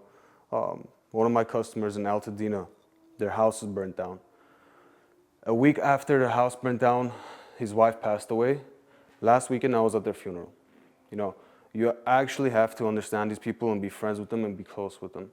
At the end of the day, like I said, it might sound corny, me repeating it, but people aren't just buying the product and whatever you're selling, they're buying you as people. And from what I can tell, you guys are all good people.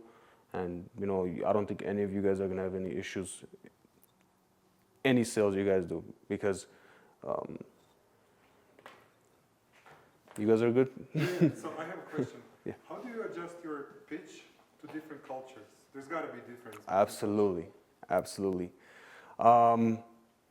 You want to talk about a specific? If you want to, I know some stories and I would just like to. No, some you do have to be a little pushier. Mm-hmm. Some you have to be a little more soft-toned. It varies, you know. I've had a lot of clients that are very mean. I've gone to an appointment, guys, where I walked out of my truck, I walked to the customer, and they didn't even let me get up on the roof. They just said, give me a price. With those type of clients, you have to give that energy back. Now, I don't know if you agree with me on this, brother, but I actually believe in giving the same energy. If I walk into someone's house and they're friendly, I'm the friendliest person. If I walk into someone's house and they have their hands crossed like this, give me a price, I'm gonna do the same thing. I'm matching your energy. That's how you break those people. Like I said, you asked, some people only care about the price.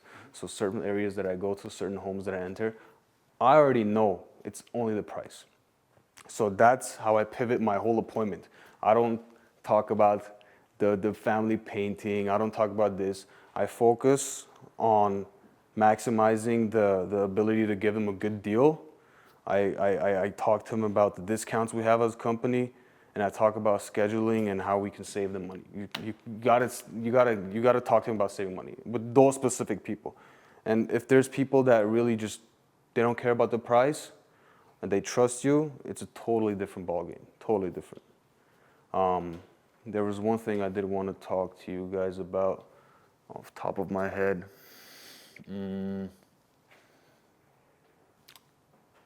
If I remember, I'll go over it again. Yeah, I'll say if I remember it. Certain cultures, they try to outsmart you. So the second you walk into a meeting, the second you walk into their household, they think it's a mind game where you're trying to trick them into something. And whenever they start thinking like that, they're gonna be closed off and they're gonna try to outsmart you and say, no, that's not the best price you're giving me. No, that's not the best material, or whatever the case may be you're offering me. And that, when it comes to that, at that point, it doesn't work too well. You know, you can't build a relationship with someone that already has it in the back of their mind, this guy's here to screw me over. You know, a lot of people. How do you prevent that from happening? We talked about first impression, but let's say that did happen. How do you navigate that? Well, you can only control what you can control. Breaking the ice, cracking jokes, talking about certain things, talking about certain hobbies. The funny thing is, some of these things that I talk to people about, I have no idea what I'm talking about. I'm not even kidding. Like, I've gone golfing twice, and I've probably talked to golf about with so many clients. I've talked about golf, but I'm not good at golf. But I can kind of get a sense that they enjoy it. If you're seeing a bunch of golf stuff at their house, you know they're gonna know a couple things about it. So, you know, that's how I try to do it. Is it successful all the time? No, there's no secret sauce in that sense of getting someone to unlock their brain. No, but you can obviously, like I said, use your bullets, shoot those bullets, and if they bite, they bite. You know, you want to try to get them warmed up and feel comfortable enough to give you the green light, as in they speak. I'll go back to the beginning. I've done a lot of things. I've always been a hustler. You can call it a hustler, a worker. Since 13, 14, I've just been working and helping provide for the family. I come from absolutely nothing. And I'm not saying I'm, you know, doing crazy well right now. I'm not. But obviously, like, whenever you're raised like that and you consistently have to work, one of my friends was in this field. And he said, hey, you want to give it a shot?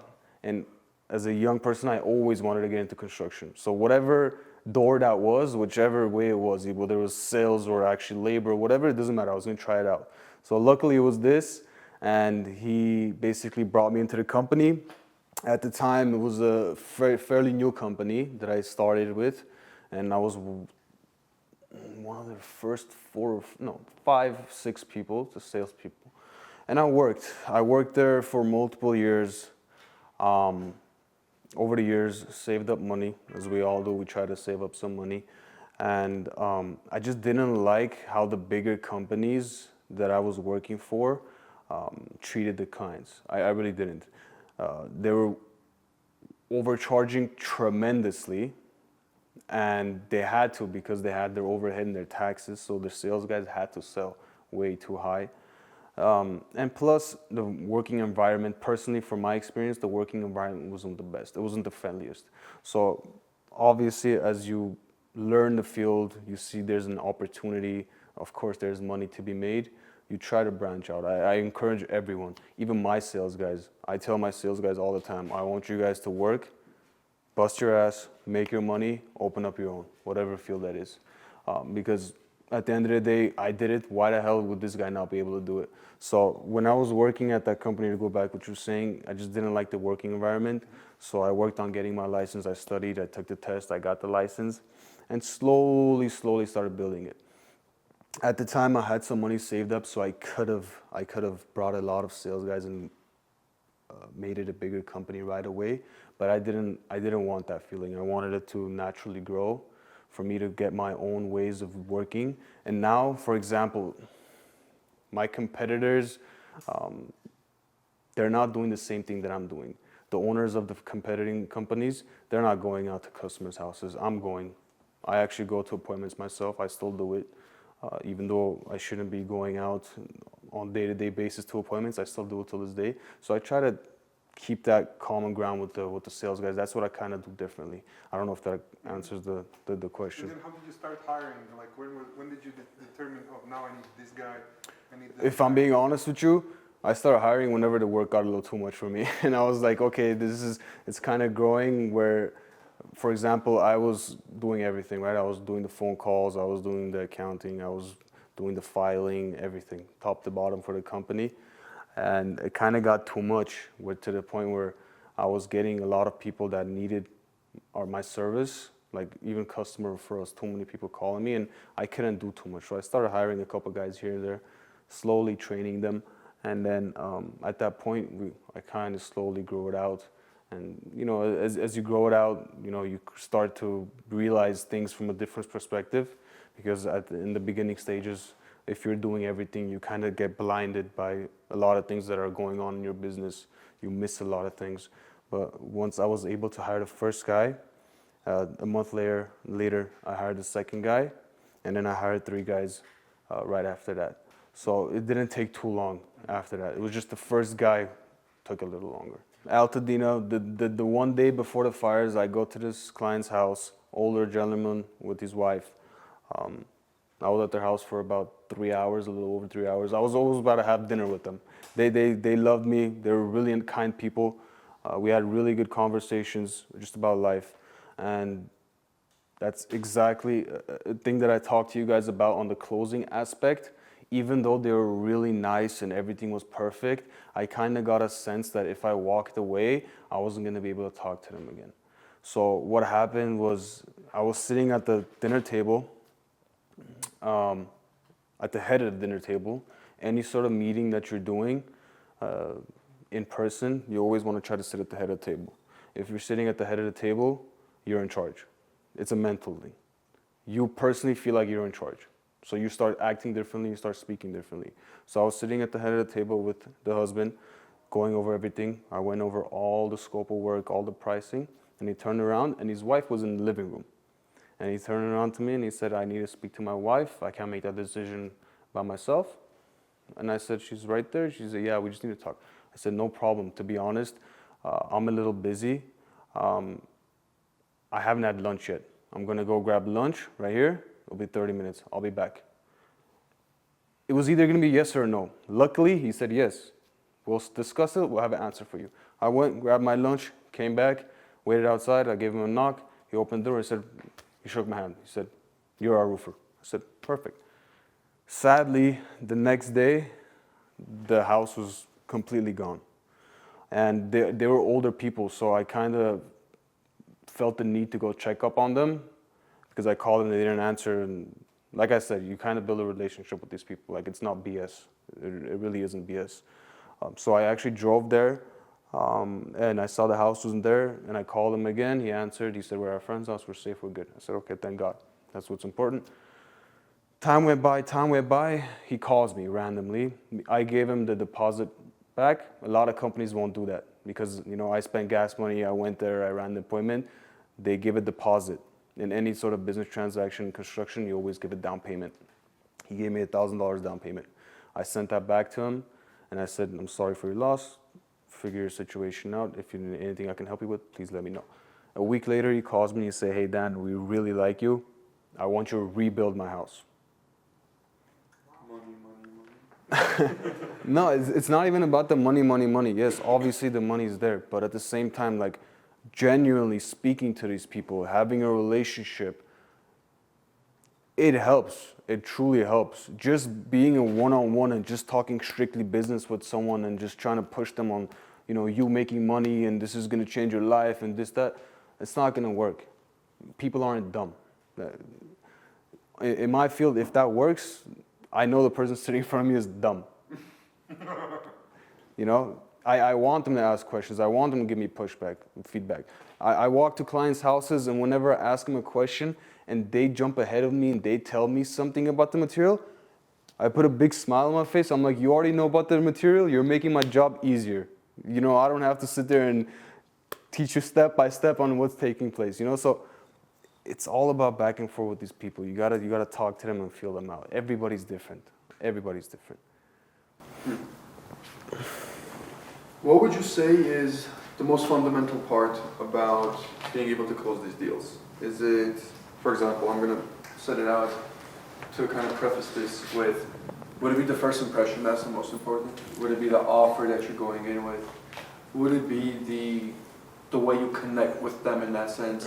If you had to list things in a chronological order of most important to least important, right? So if there's one thing that we can take away from this, that we can apply to our next local Chamber of Commerce event, or our next just in-person meeting, or even just sales calls in general, what is the 80-20 thing we want to focus on? Primary thing we really want to focus on? It's hard to answer that correctly because it all depends on the client. You know, whenever you're talking to these clients, you can get a sense of what's more important to them, and then you can figure out. So would you say it's completely dependent on what they value? It's completely depending on what they value.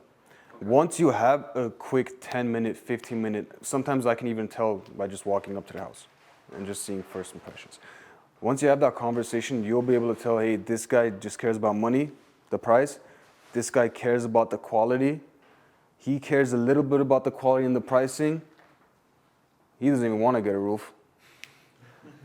You know, you get a sense of that and how they speak to you. And once you know that, at that point, you already know how to attack, how to angle it. Change the way you're going to run the entire appointment. Absolutely. Based on what they value. And you're Absolutely. Absolutely. Absolutely. You have to. You have to. You have to, like I said, these people in general, they love to have genuine conversations about what they like. I like to talk about sports. You don't. That's why we don't talk. You know, you gotta understand what they like. You know, and that's why I said if you know a little bit, and Bagra said it too. If you know a little bit about everything, it'll be easier for you to have conversations, get a sense of what these people actually are looking into. Yeah. Perfect. Any questions from anybody in particular? Was I too boring? I have a question. Go for it, boss. For your story about how he called you up and asked you to rebuild his house, is rebuilding the whole house even in like your scope of what you do with Yeah. the company? Or Yeah. do you do the roofing So- and then outsource the rest? No, so I have a general B license as well as a roofing license. If I'm being completely honest with you, I'm focusing on the roofing aspect. It's my niche. I enjoy it. So with that specific customer, I wouldn't even have the time to fully do it myself. So I have a very close buddy of mine who builds houses all over Malibu, mansions left and right. He has a big company. I'm just going to pass it over to him. In that case, I'm not even going to take a profit on that, to be honest. I'm just going to pass it to him, have him do it, just to take care of that. But if it was another client just randomly calling rebuilding, obviously there's going to be profit here and there, and I'll work on it differently. But for specifically talking about that client, I'm going to pass it over to my friend. For example, if I've sold a job and I know in a week there's rain coming, and if I do open the job, it's going to come close, I'm not risking that. At the end of the day, my business is on the line. The name is on the line. The license is on the line. So in my field, it's a little different. You can't. That's risky business. But if it's something like this that had happened, where the rains, when it just started before, just come out of nowhere, you have to be prepared. You have to be willing to spend the money, pay the crews overtime, and emergency. In my case, emergency tarp projects.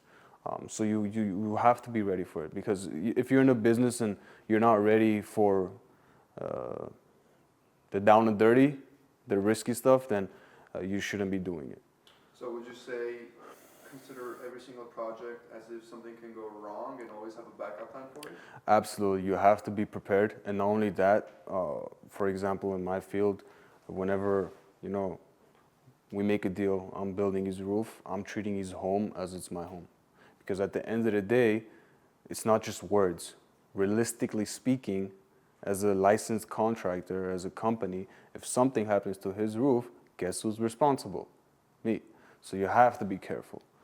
I'm not willing to buy him a new home for $2 million if it floods, So you have to know what you're doing. You have to be prepared in that sense. Hopefully you guys enjoyed Danny's talk. Now we are going to move on into the final segment of the LA Mastermind. In this specific part, I am going to be basically forcing the one shift that really changes everything for software engineers. And that is, you need to stop overbuilding. We look at a founder who has a working product but is still stuck adding data. And I show him why he needs to stop coding and actually just ship the end result to unblock the current deal that he's facing with. Then I walk through how to price things the right way, so competing on value as opposed to price, and why you should never give a number until you know exactly what it is that the other person needs. Finally, I explain why revenue is your actual leverage, and if you have no revenue, a VC basically owns you, and if you're making money, you have bullets in your gun and you actually negotiate from strength. There's also more of a raw Q&A/recap in the end, so don't skip it, because that's the part where you can actually save years of mistakes, because you get to see what these founders are actually asking. And a quick heads up, the founder's audio isn't particularly the best in this specific section because the mic was so far away, so some questions might sound a little muffled, but my answers are actually clear, and that's the part that you really need to pay attention to. Okay, so a little bit of recap of what we're gonna do. So this one's gonna be a lot more exercise based, and we are going to do next 3 to 4 hours. There'll be a lot of discussion, primarily among yourself as well. We'll do a hot seat as well. If I hear something really good and I want to put it on a hot seat, we'll do another hot seat. Outside of that is primarily going to be 80-20 Pareto principle. So what we want to focus on to get to where we want to get to, and more specifically than that, what we are doing incorrectly now and what we can be doing correctly. And you can put this in from a business standpoint, obviously, but also just as a wider encompassing thing as well. So what I want you guys to do is very simple. Right now, as you know it, don't overthink or anything, as you know it, the 3 things that you think contribute most to where you want to be business-wise. So what you need to be doing, the 3 things that you think. Don't overthink it. First things that come to mind. Just write it down. So I would say they're all very, very close, even though it is in order. So number 1 is most common, sales and marketing, specifically outbound. Then number 2 is service delivery / client results. And then 3 is consistency / systematization / scaling, or building for scale. Okay, this is going to be a fun one. Oh yeah. So, let me change the order real quick.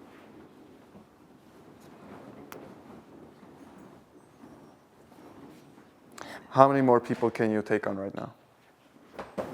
We could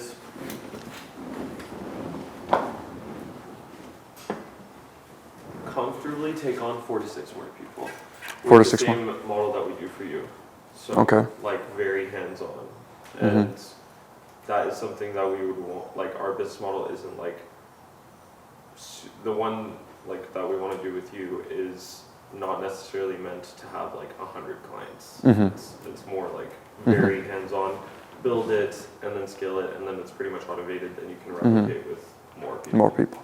And how many employees do you have right now? Is it just you 3 that are going to take it on? So we have us 3 in Vancouver, and then we have our other team overseas, about 4 or 5 people. Okay, the editors and stuff. Yeah. Okay. Yeah. And this is your operation, right? Specifically. Yeah. Okay. How many outbounds outreaches are you doing a day? So right now we actually switched it up because Zach also mentors us on this stuff. So one of the biggest takeaways that we learned in not just service delivery, but like sales and marketing and stuff like that is doing everything ourselves and understanding how it works before we go outsource and build it. So and another thing is like, because we're not such a huge company right now, it doesn't make sense to do what they've been doing, which is like spending thousands of dollars on a mass like cold email or outbound system and doing that. You won't be able to fulfill even if you do that. Exactly. So the route that we're actually going is hyper-personalized Loom outreach videos. Okay. 10 outreach videos a day that I just started doing last week. And most of the time goes into researching like the person that we're reaching out to. We spent like $150 to get a lead list of 1,000 leads, and that 1,000 leads is ideal ICP. And basically taking those leads, doing the research individually, then filming that Loom video, and then sending it out to 10 of those leads per day. Okay, where are you getting your ICP from? Built the ICP from people that we worked with in the past. Like Apollo, or do you scrape YouTube manually? So we haven't done the scraping in a while. It was through Apollo, but now it's like just hiring a VA, and we had a connect that used this VA for himself, which worked out really well. I don't know how he does it. Some of it is manual, and then like verifying through a database to like ensure that the email is like an actual legit email. Okay, and what are the results thus far? How are the campaigns going? So right now it's been like 3 positive replies. Out of 70 cent? No, 50. 50 cent? Well, actually like 40 because Friday it was pretty busy. Yeah. So 3 positive replies. Need to follow up. I'm pretty sure like very soon 2 are going to be booked to call. Could be way better metrics too. I think.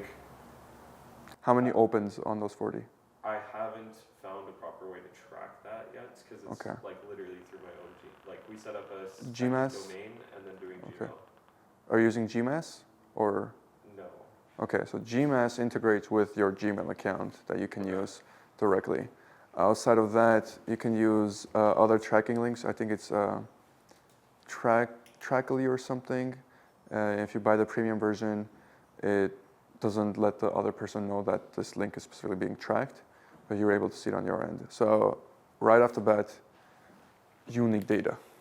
Okay? Yeah. It's funny because I have a data analytics company, but data.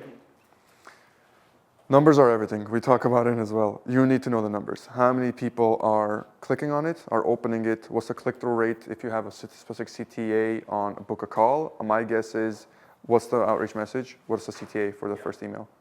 Book a call? Yeah. So it's like outreach message, film the Loom video for you. It benefits you because we found this like in your content. We can make it way better. X reason. Here's the video, and then like if you want to talk more, book a call, or like if you want, I can send you over more info, or we could talk about it more, and then send call booking link. Okay. Yeah. Positive reply. Do you mean they said interesting? Send over the call link, or like. Okay. Yeah, let's do it. But you sent the Loom video automatically, like they get to see it. You're not one of those where, hey, I made this custom Loom video for you, and then you wait for it to respond, and then you make it. Okay. So you want to track first and foremost. That's the number one thing right now. You need to understand how many people are even clicking it. Yeah. Because right now, you don't know if it's landing in spam, if that's why they're not clicking it. You don't know if it's your CTA, you don't know if it's your headline, okay? You need to understand why the positive reply rate is so low. In this specific case, it is pretty low. Out of 40, especially with hyper-personalized, you should expect at least about 5 to 10 positive replies. 5 on a bare minimum with hyper-personalized ones, right? So fundamentally, this is going to lead you to 2 places. One, either the lead list that you're getting it from is landing in spam for some reason, so it can be a DNS issue. You haven't warmed up the email account. Have you warmed up the email account properly? Okay. Okay, perfect. You've warmed that up, then, so are you using Instantly to send it out, or no, you just make it random? Just for the warm-up. Okay, gotcha. So you can use Instantly to send it out. So you're sending it less than 50 a day, right? Instantly would be like mass email campaigns, no? Yeah, but you could include a manual thing as well. You could have the personalization link there, and you can just replace it with the Loom video anytime you want to send it out. And what you can even do with the Loom as well is, I'll get to that later. But for now, you can use Instantly for it. But I mean, it's fine. You don't. The video itself is personal to each individual lead. Yeah, you can. Yeah, you can set it up as you can have it as a variable. So the Loom video can be a variable, and then it can be tied to whoever it is you're sending it out to, and everybody will receive it. But yeah, otherwise, like data-wise, I guess like it could be way more in depth in terms of the KPIs or metrics being tracked. But right now, it's just like the minimum of leads contacted per day, positive, negative responses per day, appointment booking rate, that kind of stuff. But definitely, yeah, 100%. Number one right now is open rate. Because that will tell you if people aren't opening it a lot. So if your open rate is very low, then you know, okay, either something's wrong with my headline, right, with my copy, or is landing in spam completely, right? If they're not opening it, most often, especially if you send a few follow-ups, probably landing in spam. If you send about 3 to 4 follow-ups, not a single one has been opened, probably landed in spam, right? And there are other ways you can check if it's actually landed in spam or not. There's a few tools out there for that as well. Do you guys clean up the list at all, like with Never Bounce or anything of that sort? Yeah, it goes through, so the VA actually already runs it through those softwares. Okay. Okay, and then he gets you the quote-unquote verified one. Yeah. Okay. I think there's a little something iffy going on because, once again, hyper-personalized, you should have way more positive replies on 40. So definitely check that out. Check to see how many are opening up. You got 2 positive replies, and 3. Are you including a calendar link directly, or are you telling them, if you want, I can send you more info? I did halfway through like the week. I started to do that, and those were before like I started. So they were interested, and then I sent a calendar link in the follow-up. Okay, so let's do calendar link. I think from the very beginning. Started to. Yeah, make the process as frictionless as possible, so they don't need 2 emails, right? Getting them to click on one and reply to one is already hard enough. Okay, so that's pretty much right now what we're gonna fix. Just track those, understand where that's coming from, and then I haven't seen the loom, so I don't know what it's like. But how long is the loom about? It was like 5 to 8 minutes. Okay, so decent amount. You're actually drilling down. Yeah. How are you determining what you're gonna talk about? Do you audit the YouTube channel completely? YouTube channel. Basically go through the titles of the videos and the thumbnails, look at the performance compared to like the subscribers. And that's more of like a mental gauge of, okay, this person has like, if they have like a shit ton of subscribers, low engagement on the videos, obviously there's something wrong there, like the videos just aren't performing as well. So that's a pain point. They probably were at one point performing really well. So we can kind of use that as like, okay, like this is why your audience may be not as strong anymore, or like why your engagement is low. So that's something. And most of the people that we're targeting are in a couple like specific niches. So whether that's e-com, crypto, any other type of course, there's a lot of general information that I already have just being in the space for so long. So I can kind of understand what the audience wants and understand like niche specific stuff. For example, a lot of the people that would watch your videos, they would want a lot more educational stuff rather than, and especially with the ICP being this more mature audience, they don't really care as much about the flashy Lamborghinis and all this kind of stuff. So what kind of correlates to the niche and the content is something that I pick on, the performance of the video, and then looking at the funnel and just my CRO knowledge, I would just kind of walk through the entire funnel and be like, this is kind of where things could improve. How long does it take you to do each outreach, personalized, from A to Z? So that takes the most time for me to like skip through everything and then like film the video. At the start of the week, I was also messing up videos and like restarting. I hated it, but it was about like 30 to 40 minutes per 30 to 40 minutes. But then another thing that we're working on with Jeff is like a GPT training. I was about to say, they wanted to systemize it. Okay. About, like YouTube, CRO, and stuff that we know, and then feeding it like other just like information. And then what we're going to do is just use the lead data, like go on the lead's YouTube channel, feed it data from the YouTube channel, and basically tell us recommendations or video ideas that we can pitch them. One of the best things you can do is that 40 minutes that you're spending right now, this is what you're going to do. Create a GPT, transcribe the entire video from top to bottom, copy and paste every single comment that you see in that video. The good comments, the bad comments, what people are saying in general. Paste it into the GPT, and you can check this out for, do you use 1 of 10? Yeah. Okay, check out the biggest outliers, so anything over 5x, I would say. Check out the biggest outliers and check to see transcript and then what the people are saying in the comments, and ask GPT to form a hypothesis on that or form a conclusion based on those. You're gonna do that for most of the videos, right? Next thing, since now you cut down that 30-40 minute bulk, I would focus on title suggestions and thumbnails, right? So spend some time on creating thumbnail mockups or title variations for these guys and send them completely for free on top of the existing Loom video. Give them so much value, they feel stupid saying no to that call to action link, okay?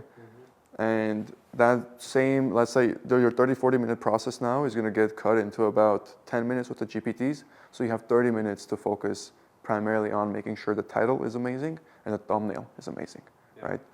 And what I would even go further above and beyond is videos where GPT tells you little talking too much or intro could be better or whatever the case, re-edit it.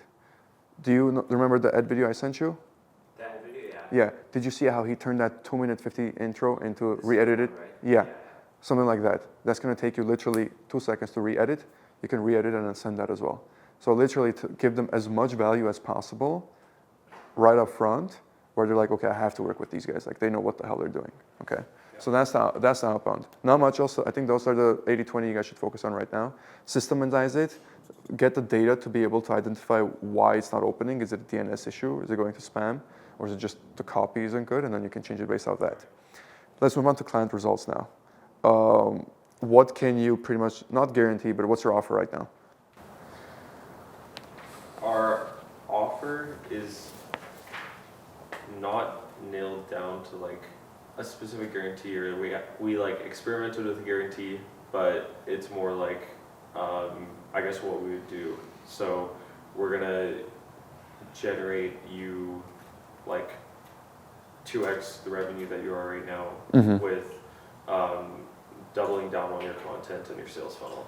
Okay, over a course of a specific period, or? We had like 60 days. Uh-huh. Yeah.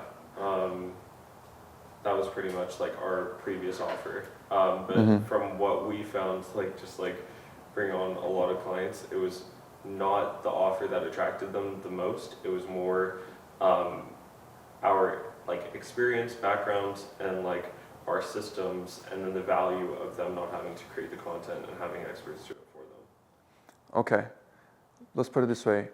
For the clients that you have right now, what has been the average result you've gotten them in a specific amount of time? If you want to share numbers, you can just say ballpark. Okay.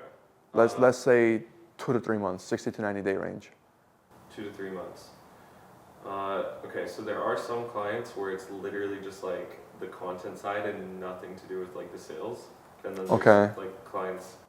Kind of like how we was like specific content, but then you can inject it with the marketing, so landing page and all that stuff. Yeah. So some clients you just do content for. Yeah, some clients it's literally just content in terms Okay. of the views or like generating better views and different stuff like that. And what's the, in terms of multipliers, what has been the before and after? On the revenue reviews. Views. For specifically the ones where you're doing just content, right? Yeah, on average,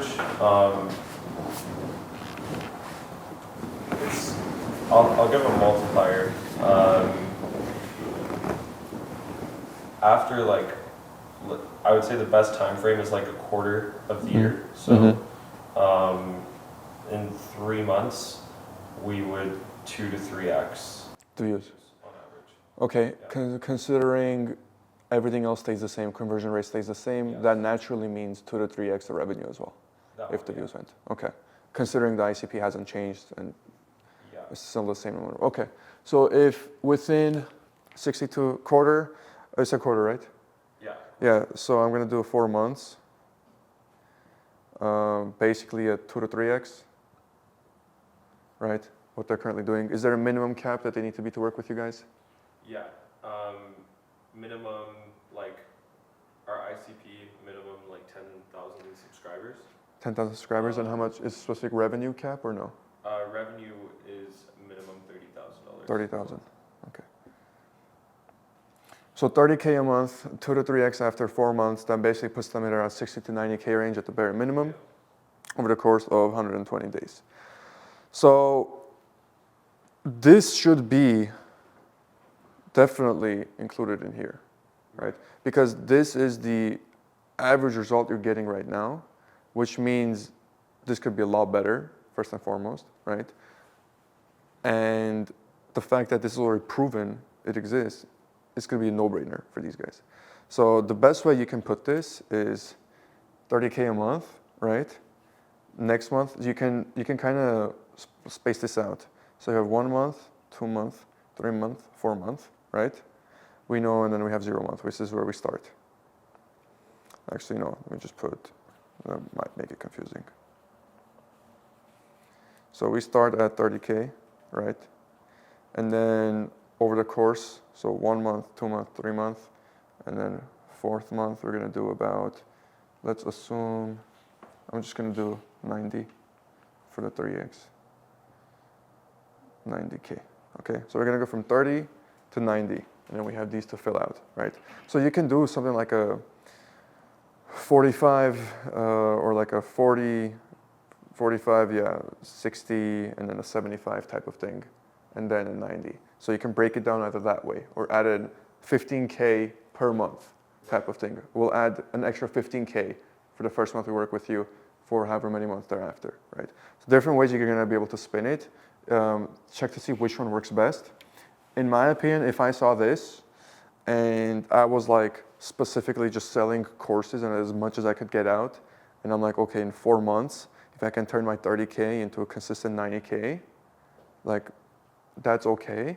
But if you told me next month I can have 45, to me that's a little bit more enticing, even though it's the same exact growth. You get what I mean? Yeah. For me, it's a shorter time frame, even though it's only 15K more, I like it more. I'm like, wow, I can make almost 50% extra next month. Right. So try that angle as well. But client results, if this is how much you guys are doing now with your current systems in place, a lot of you can blow this up. I don't mean your current systems are bad. I just mean there's a lot of room for improvement. There is a lot of room for improvement in the results side of things, specifically on, and obviously we've spoken about a lot of different things. It's around how YouTube is not a very linear play-by-play templatized system. So some creators can be performing well, and then you jump on board as an agency, keep doing basically what they're doing already, and then just keep growing because the videos itself have a lot of traction. It's a lot of momentum-based stuff as well. And we talked about how packaging works and the different aspects of what makes a video perform well. So there's not a pinpoint right answer on the algorithm of what makes a video best. So sometimes it'll be a really, really great month, and couple months are at an exponential rate, and then it plateaus for a little bit. And then we got to figure out what keeps working. So I guess us figuring out what all those different points are is where the stage is right now for client results, and then how we can just make it as great as possible every time, and then make that systematized. Are you guys offering equity? I think also another problem that I personally think we have is that we have too many it's a hit or miss with some clients. Some clients. Okay, so in terms of the ICP isn't actually ICP. No, not as in that. They for example, some clients we do extremely well. One time we made them 2.4 mil, and then but then some clients we can't get anywhere close to that, or if even we make any new dollars for them. So is it because you don't have systems in place to be able to repeat that? Yeah, but I mean, I don't know So I guess that'll be the scale portion once you get to scale portion. But here's what I'm offering. We'll talk about this later. But I'm willing to invest, take equity, and I can bring in about 5 clients that are total worth about 450 million as a business. Law firm that's worth about 250 million that I know they want to do with personal branding. But we'll talk about that later. But this is actually interesting because if this is the results you guys are getting, you can blow this up. We have a crazy track record. We had a client that we did over a year and a half. We took him from 80,000 subscribers. He's over $500,000 now. That is crazy. Yeah. So there's a lot of good case studies. Definitely. I think you guys, it's mainly going to be the client results. It's right now, from my perspective, it's really just about systems. Right. It's just systems, honestly. Once you guys nail down the systems, I mean, all the GPT stuff I shared with you guys for the thumbnails, the titles, all those stuff. Use them for your other clients too. Yeah. Just systemize those to your own thing and use them, because that's how, you saw how much time it saves. Everything, just use AI as much as possible. So let's move on to the scale, because this is already really good, and I feel like this is going to be directly proportional to this. Totally. Because the way you're going to make this better is with the fulfillment process. So before we even talk about scale, let's talk about fulfillment. Run me through your exact thing right now from A to B. Onboarding, they get onboarded. How long does it take before the first video is out? Is it the same exact one that we had? Still? Same exact onboarding process? Yeah. Well, I just automated the onboarding process. So Okay. basically, the person like who pays would get an email, and I didn't even show Jeff this, but I literally completed it like the other day. The person that pays get an email to the person like with the Stripe link, like the customer created has that email. Zapier integrates with Stripe, so it sends an onboarding email. Welcome to Complex Collective. Before we move forward, just fill out this quick onboarding form, and that's a link to a type form. Gets all the information about like that client, link to their YouTube channel, first name, last name, address, and then like more specific understanding of their current like ICP, what they're trying to do, goals with the channel, who their target audience is, like all that kind of data, and then who we should invite into the Slack. And then once that form is filled out, we get a notification on like the form being filled out, who to invite into the Slack channel because they filled that form out. We send out invites, they get onboarded. In the onboarding form, there's a link to a kickoff call as well with the Calendly integration. So they book a kickoff call with us. Then between when they fill out the form and that kickoff call, we look at the data, you know, analyze that, cross-reference it with the channel a bit further, and then build up kind of like strategy and game plan. On that call, it's still like, I guess, discovery, so just a bit more information gathering, and then we pitch a timeline. Typically, like, we set low expectations at the start, so like under promise, over deliver. So we do say like it'll take kind of 1 to 2 weeks for that very first video to get out, and like 1 week for the video ideas and like scripting and all of that, and then about a week, every week beyond that, it's just like that cadence of 1 video a week. Yeah. Okay. So quick question here. You mentioned your ICP was 10K subscribers, doing 30K a minimum a month. My issue here is this.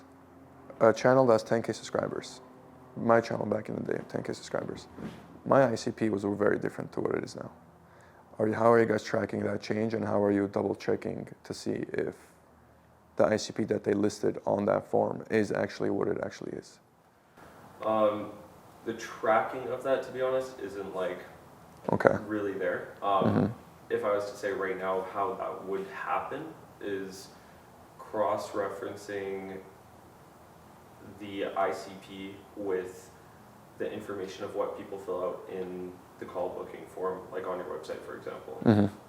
Or just communicating more and getting feedback with the client of like, how are the students? What kind of common objections do you see in your sales call, or different things like that? Okay, so Jeff, this is kind of similar to when you said some clients you can do amazing work for, other clients doesn't really work out. I think that's the gap in the process, is that the ICP that they list might not be exactly what they're actually attracting or they're working with, or that's getting them in the most money, right? So this was the case with mine specifically. For example, you saw our analytics. For reference, majority of viewers are from India. India, Pakistan, and Brazil, right? Those make up about 30 to 40% of the total viewers on the channel. That's not our ICP. But if you take a look at the YouTube channel, you would think that is the ICP, because that's where most of the viewers is coming from, most of the comments is coming from, right? So it could be something like that, where they might think that's their ICP, but in reality it's actually not, and you have to do a little bit of a deep dive. Do they record any sales calls? The guys, that are thinking. No.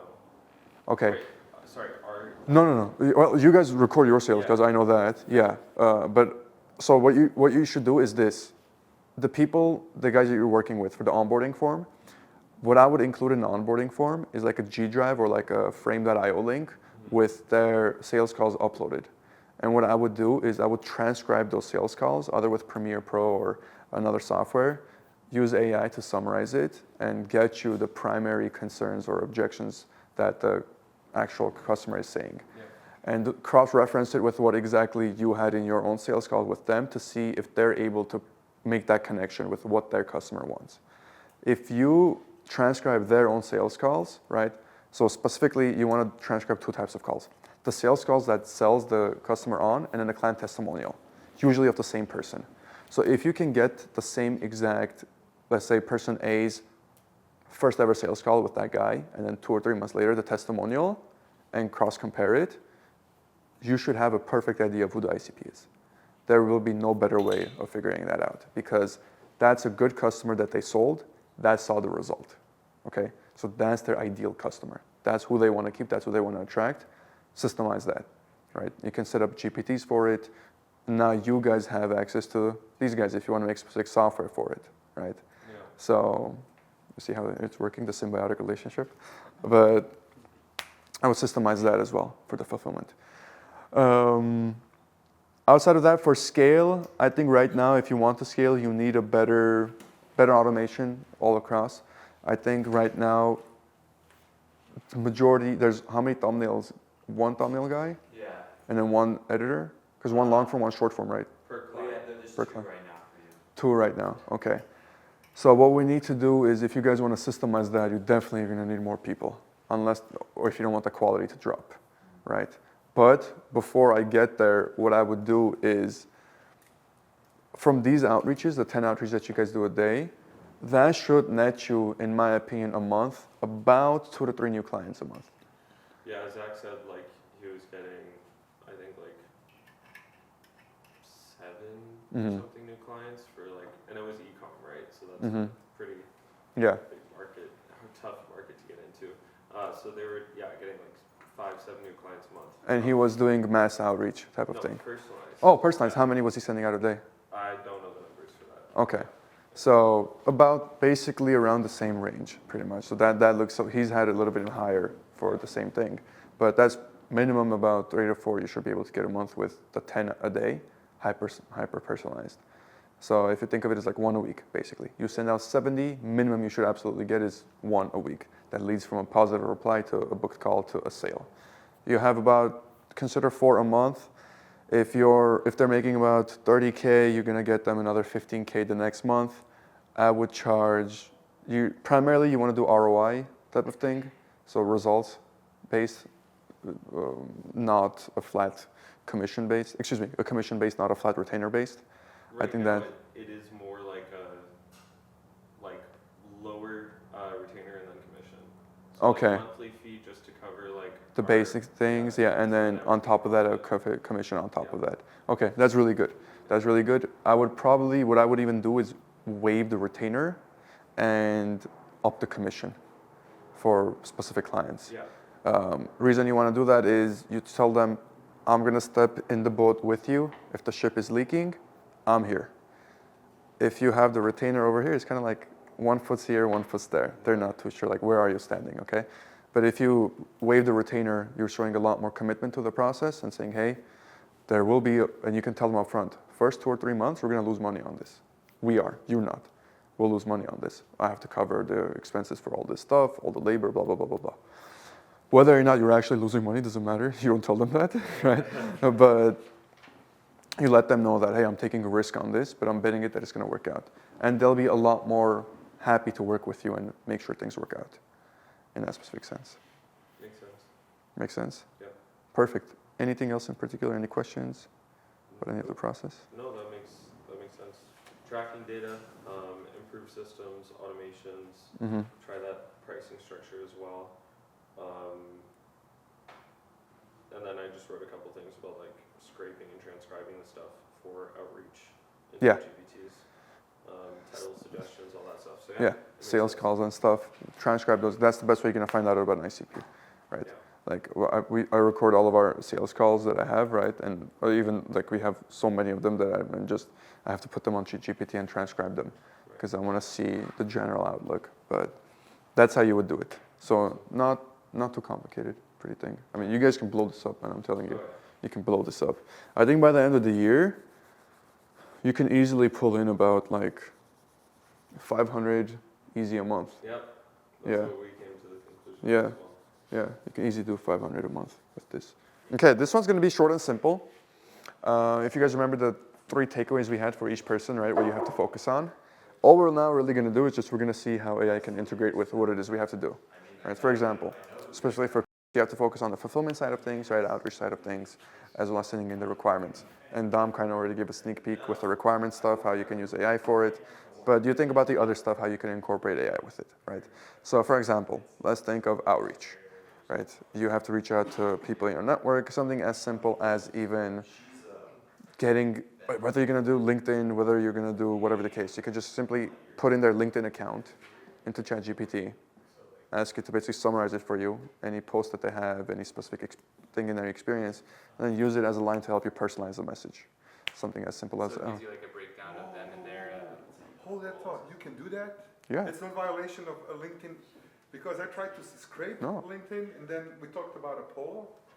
No, you're not scraping it. You just if it's a public profile, you can just put it on. Yeah. And you say, I want this profile, give me the summary? Yeah. So I don't have to pay for, I don't have to pay for a poll then? To get No, no.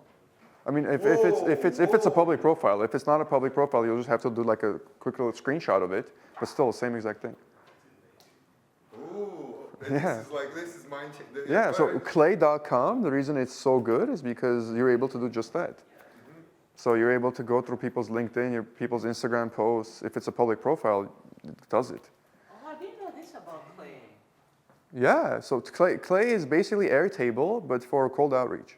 Can it also scrape websites? Yeah, website, anything. You can prompt it to go into websites and stuff. It's very So complicated. LinkedIn now, I think Apollo is not allowed to distribute LinkedIn data. Maybe LinkedIn wants to obliterate them. But you're telling me I can do whatever I want on a public. On a public profile, if you just put in the LinkedIn profile into ChatGPT, it will go on it and it will give you like a summary. As long as it's public, like I can go on it on incognito mode, it doesn't matter. It'll look at it and it'll tell you like a summary of everything, like the activity they have, like, oh, they just had a daughter, congratulate them on their daughter or something. So yeah, you can use it. Right. Yeah. There's a lot of different ways you can use it. So that's one of those, just anything that helps you with your workflow. I mean, Zoltan, for you guys, it's a lot, like all the GPTs that you can create, right? Yeah. Onboarding process, even requirements docs, thumbnails, title variations, there's so much stuff. I mean, some of it we already use it in our thing, but yeah, on top of that, Yeah, just I got a couple more. more, like what I talked about for the custom ideas, videos that we would push out to like outreach, and just like automating the whole, mainly new things for the outreach side of things. Yeah. Like scraping the data on that person, transcribing videos, and the comments was a really good idea. So The comments, I call it the skyscraper. So what it does is you do the transcript of the video and then you put in all the comments. And then based on the transcript of the video and then the comments, it gives, you can ask it anything, like new ideation, what people thought, what needs to be changed, general consensus. You do have to be careful about it because it's the vocal majority that always comment. yeah. So you have to take that into consideration, but it's still a very good metric that you can do. Sandra, I mean, with yours, same exact, I mean, you're literally making AI for them type of thing, so you got to use it in your own systems too. Communication, you use Slack? Oh, okay, perfect. Showed me client, so now I'm on Okay, Dom, I'm not even going to say because he needs to be one up here for that. And then, I mean, very similar personalization stuff you can do. Same as I think for reaching out to people. And then finding the problem and stuff too, you can even expand on that with AI.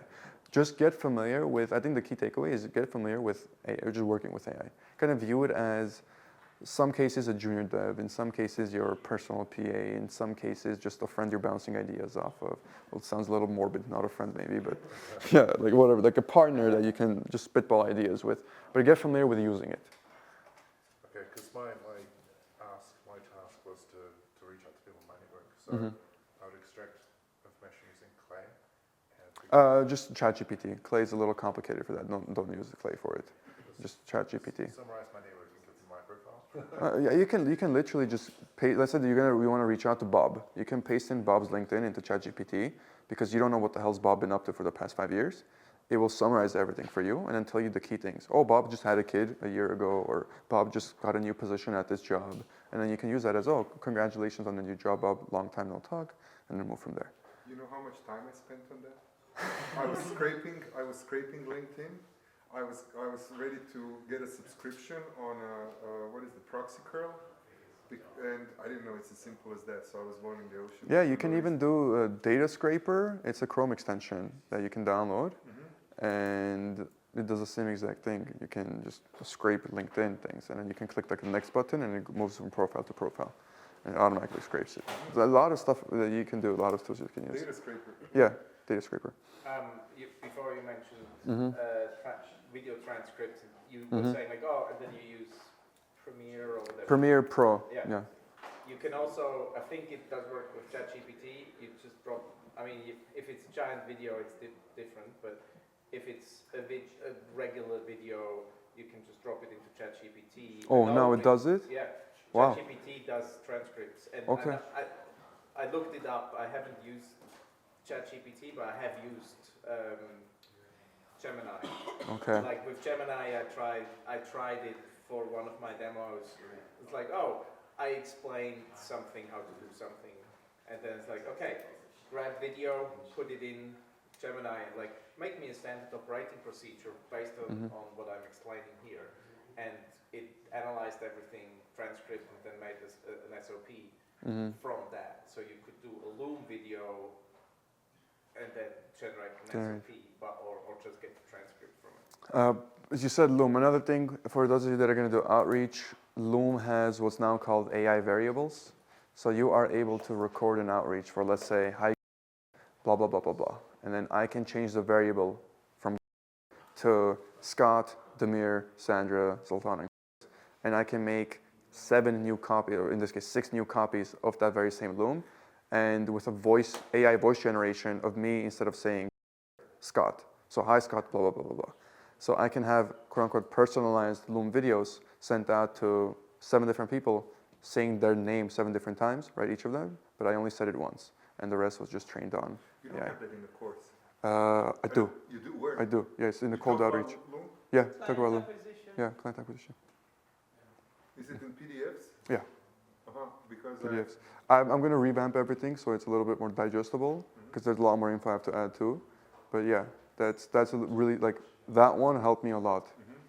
I wish I had it back in the day. I had to use a different software for it, but a really powerful tool. So if you're going to send like a general hyper-personalized email, if it's not going to be like a screen share, if it's just going to be your face or something and you're going to be talking, you can just do that.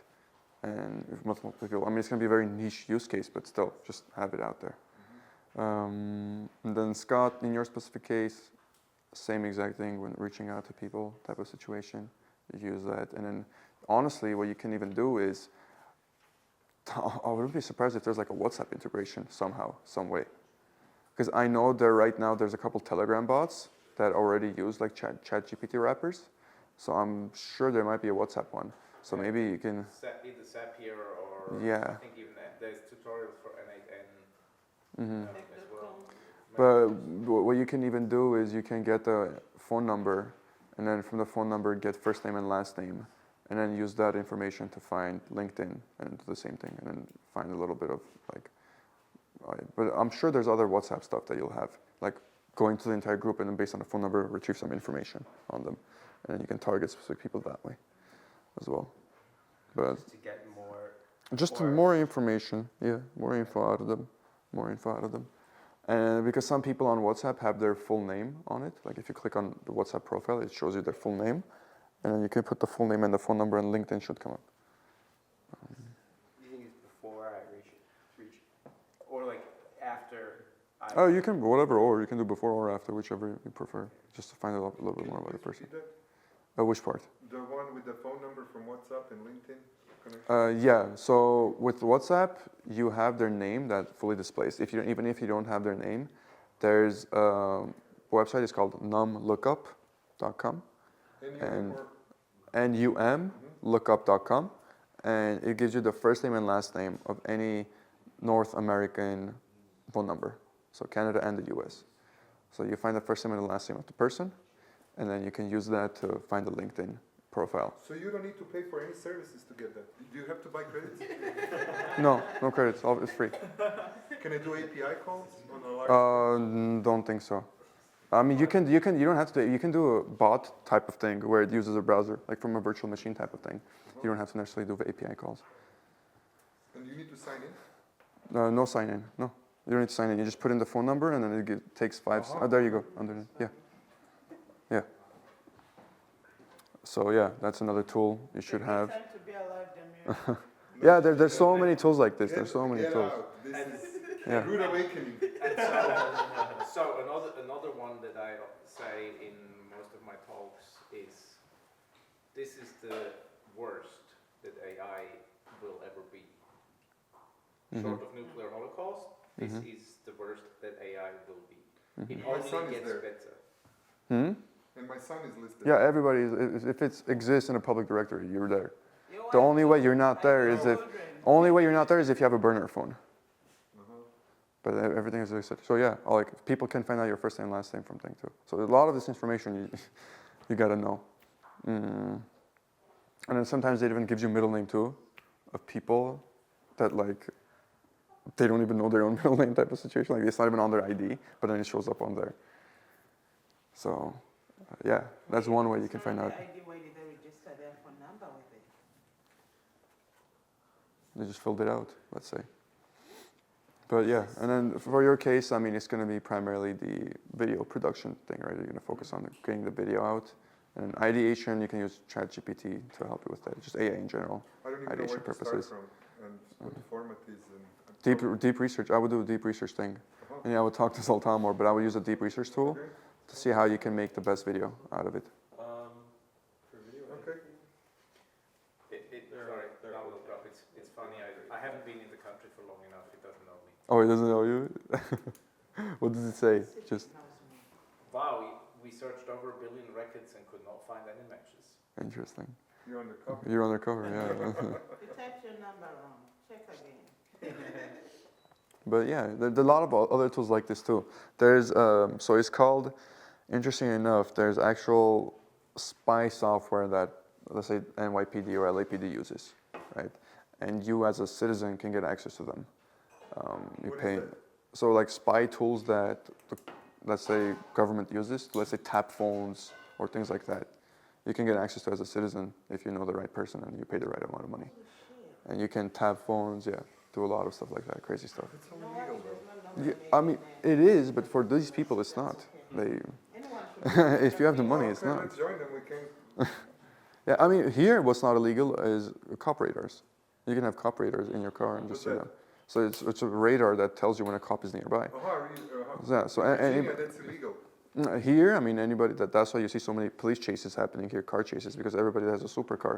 It usually has, so it's usually a group of 3, 1% at the very front, 1% at the very back. Back one has a radio, front one has a radio. They both have radars, and they're checking to see are there any cops nearby. If not, they just let it rip. But yeah, Even in this traffic, good luck. I mean, yeah, in this traffic, different things. What other cool stuff? And there's a lot of cool stuff out there, like little nuggets like that people do and people use. AI tool, not so much for marketing or stuff, but if you haven't played with it, Google Notebook LM. If you have like bigger articles, you just drop the PDF in, especially scientific articles, drop the PDF in, and then you can ask it questions, all kinds of summaries, and then you can generate a podcast from it. And then OpenAI Sora now too. You can generate videos with that. Like a decent amount. Yeah. SORA. Yeah. There was another one they recently launched. It was like a startup, but you're able to clone UIs. Any website you can put like a McDonald's.com, and it will clone the entire UI, give it back to you. You can even do that with Claude to some extent. Yeah, but this gives you like the actual files and everything you need, with the stack that you needed into. Crazy. I forgot the name. But Yeah, but you know you what's can wrong. actually like do a whole like website, and then it actually transfers it to a Figma file.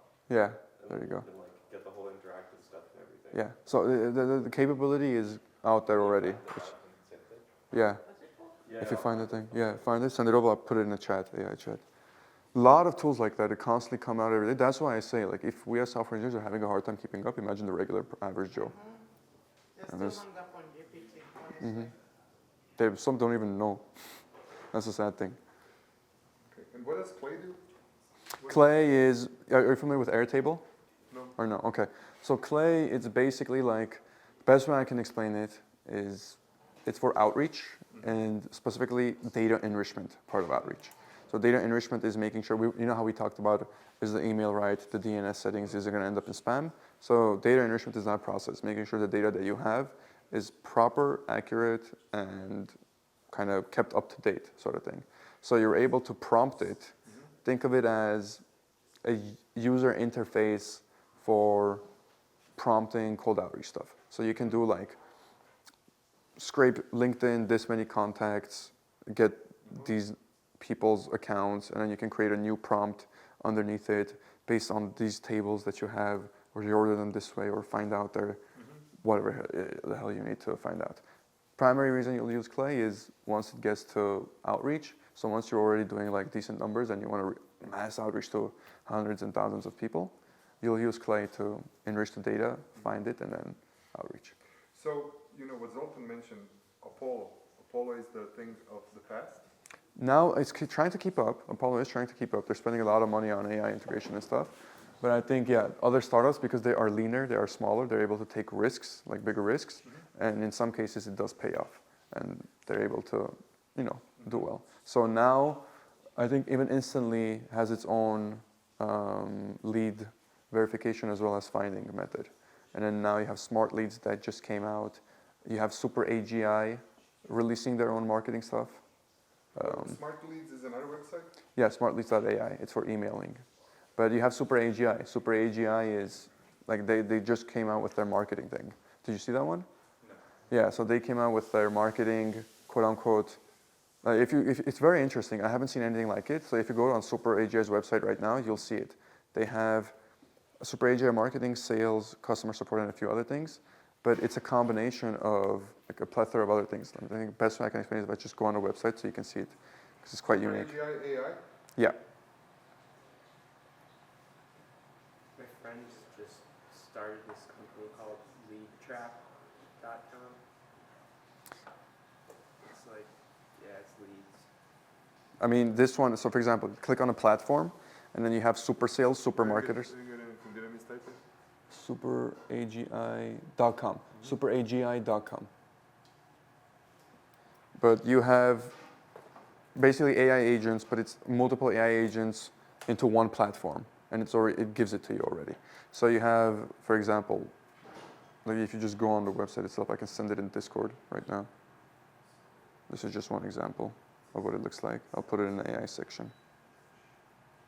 So, Ludo, are you a member of some secret sect that explores all the AIs and APIs? I mean, when do you have time to... I just, people in my circle tell me about it. Sometimes I just look at it on my own. I find out about it. Combination of different things. By the way, the website is called, or the plugin is called HTML2 Design. What's that? It basically allows you to convert any website into fully editable Figma designs. And there was one you said will give you the code. Which one was that? That one is, let me tell you right now. I mean, so what I said is that you can take a screenshot of a website and then go to tools like, you can even do it with Claude to some extent, but if you do it with Klein or Cursor, you can say, or Replit, you can paste a screenshot of like, make me a website that looks like this.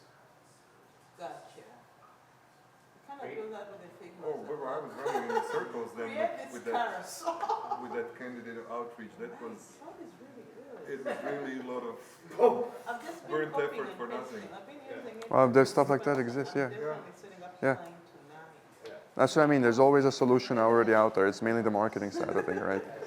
So I'm trying to find it was like dev something. Dev. Isn't that the location freedom? Is it were to get a specs for, let's say, an app that you want to build and put it into ChatGPT and Claude and would it give you a recommendation like what to use?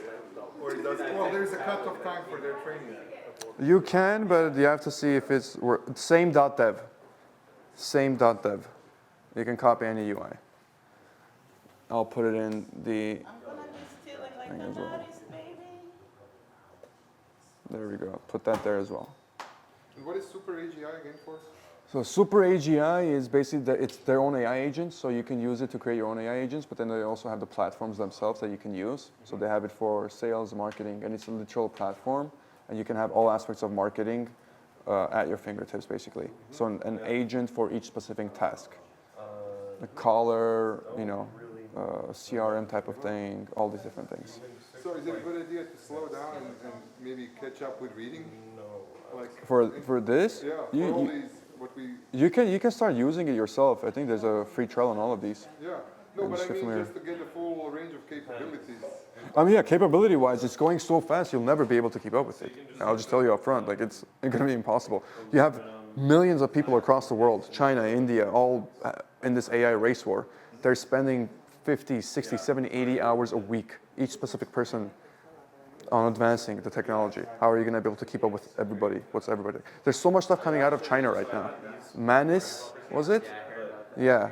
And then they just released another thing too, which I haven't even had time to take a look, but so much stuff is happening you can't even properly, But you have to be careful not to end up in a black hole. Yeah. There is a guy at the AI meetup in Fairhope, and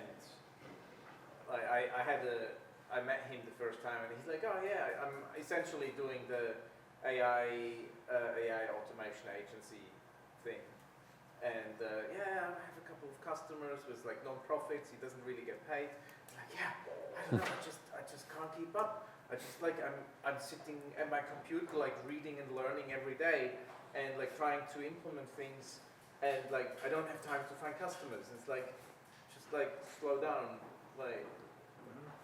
you got to use GPT to help you with it. Analysis paralysis. Yeah. You want, as a single person, you won't be able to keep up. You have to use AI to help you with keeping up with AI. Let's just ask it in real time, like what's out there right now, like that you can use this stuff for. But if you try to keep up every single day, like 2 or 3 new ones get launched. And so so there's Matt Wolf and Dylan Curious. Those are YouTube channels, so YouTube people, and they do a fairly good overview of like new tools and new models coming out and stuff. So I watch them, and then sometimes I don't have time, so I take the transcript and put it into Claude, like, hey, can you give me the summary of the tools, and then I can scan, like, oh, he's mentioning this, and then like maybe I go and look at the tool if this is something that is interesting to me, right? So by the time we're in Italy in August, like so much will have probably already changed in AI world too in the next 3 or 4 months. That will be a completely different ballgame. But that's what I mean, like the very big opportunity with businesses, because business owners don't know what the heck is happening. So. And if they don't know what's happening here and in Silicon Valley. Yeah, which then, means yeah, then like everywhere else as you would. The people in Alabama. Or Little Rock, Arkansas, yeah. Yeah. Or Sydney. Sydney is a little, not LA or SF, but there might be a little bit more. But yeah, I mean that's pretty much wraps up the AI talk. But short and simple, yeah, short and sweet. That was surgical. Yeah, but we'll see. You're looking for the AI to replace you?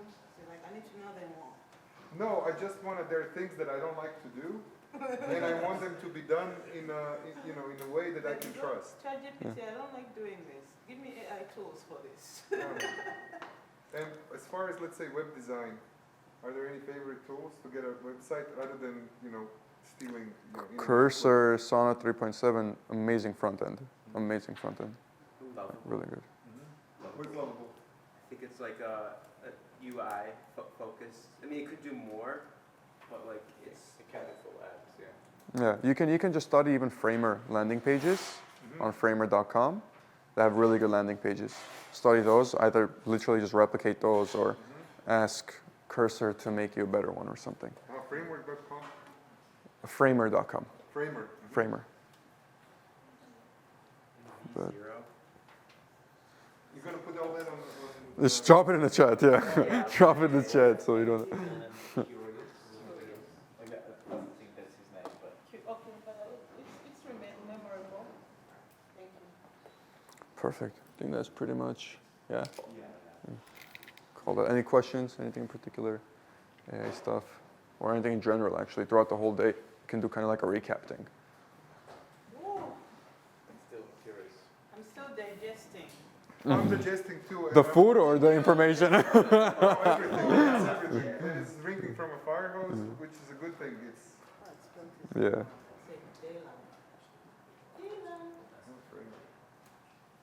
What's the biggest takeaway for everyone, or one big takeaway?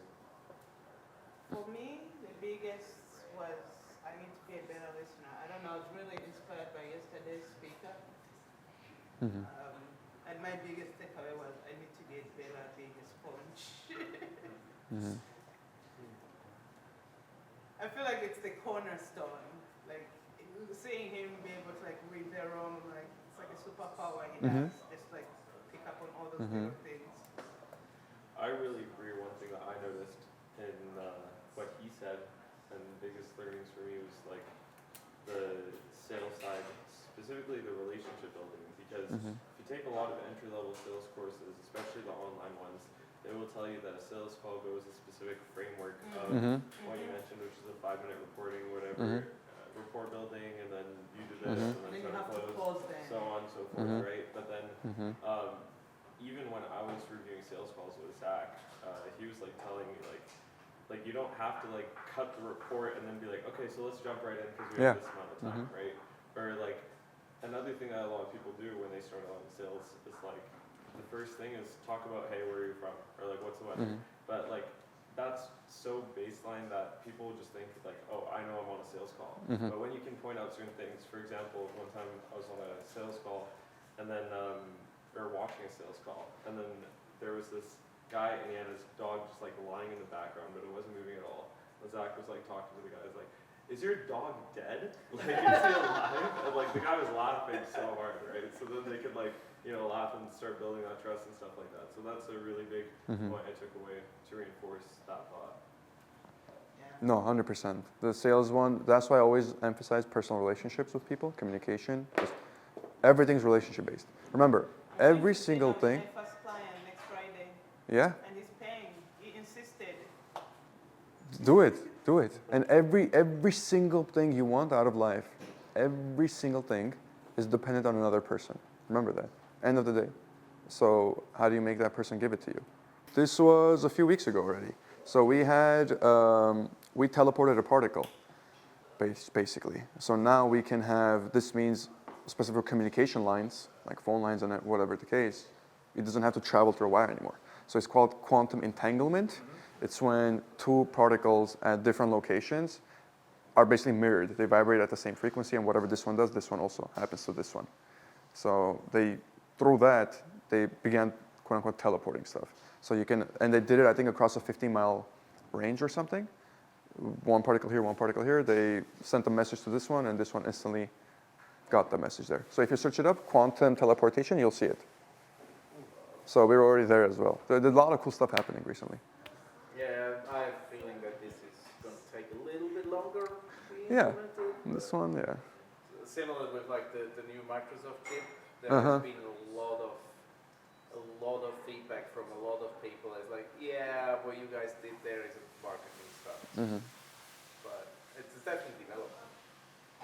I mean, and it will probably develop much quicker, right? And like, you know, because of AI, because there was an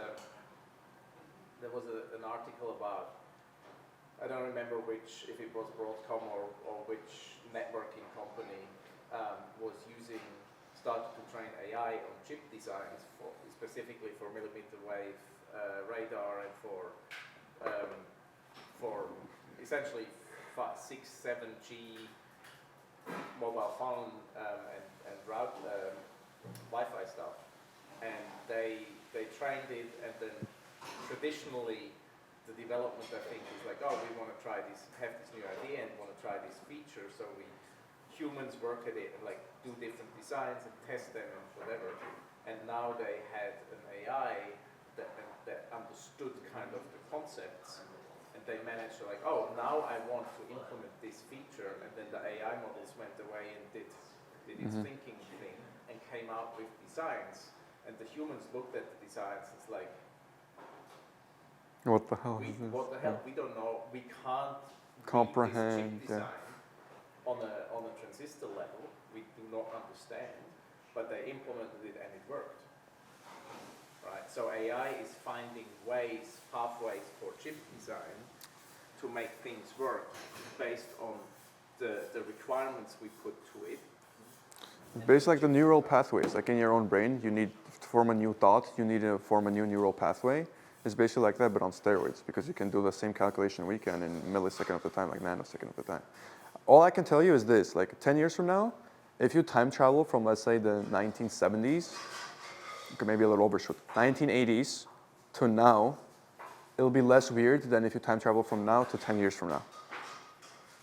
I think that's how much of a change. Especially technology grows at an exponential rate. Yeah. If you look at the years of like candles being used, and then the first phone, and then how quickly that went to like the iPod Touch, and then like beyond that, just like it's crazy how everything grows. And now we have things like this that have way more compute power. The first satellite that was launched too, like satellite and the rocket stuff. Oh, yeah, but like this has more compute power than my first computer. Yeah. Right? I mean, the first computer that I bought myself with my own money was like a Pentium with 120 megahertz or something. I probably show my age now, but like, right? And it had like 24 megabytes RAM. And this has definitely much more compute power. Over 1,000 times, basically. Yeah. So that's another thing. You need to be prepared for all this stuff that's happening, you know? At least like being aware of it. And that's why it's so easy to, in a sense, because once you find the sweet spot and you lock in, it just snowball effect. It just goes on and on. But I was even thinking, because if I'm doing the thing in May, because I'll be in Monaco in May, what I would really want to do is maybe not a mastermind, but at least like some type of event thing where you guys can come and see. I'll see if I can get like a platinum booth, and then we can have people come in. Just so you guys can see that too, because that Monaco is a completely different beast as well. Like Monaco, you'll see people, watches that are like 5 million, 10 million, $15 million watches, cars that are one of one, 40 million, 50 million, all the way up to like $80 million, if not even more. Clothing that's like in the millions, they might have special type of clothing. And it's like hundreds and thousands of these people. It's not like you see one person, it's hundreds and thousands of these people. And then you just yourself like, oh, hi. And just like that, one day of the mastermind summed up in a few hours, and there was 2 more days of this exact same thing. So look, this only matters to you if you actually act on it. So if you want me to help you implement this exactly and help you start a business as a software engineer and completely replace your 9-to-5 within 180 days, then you need to book a free call with me down below. Thank you so much for watching, and as always, have a good one.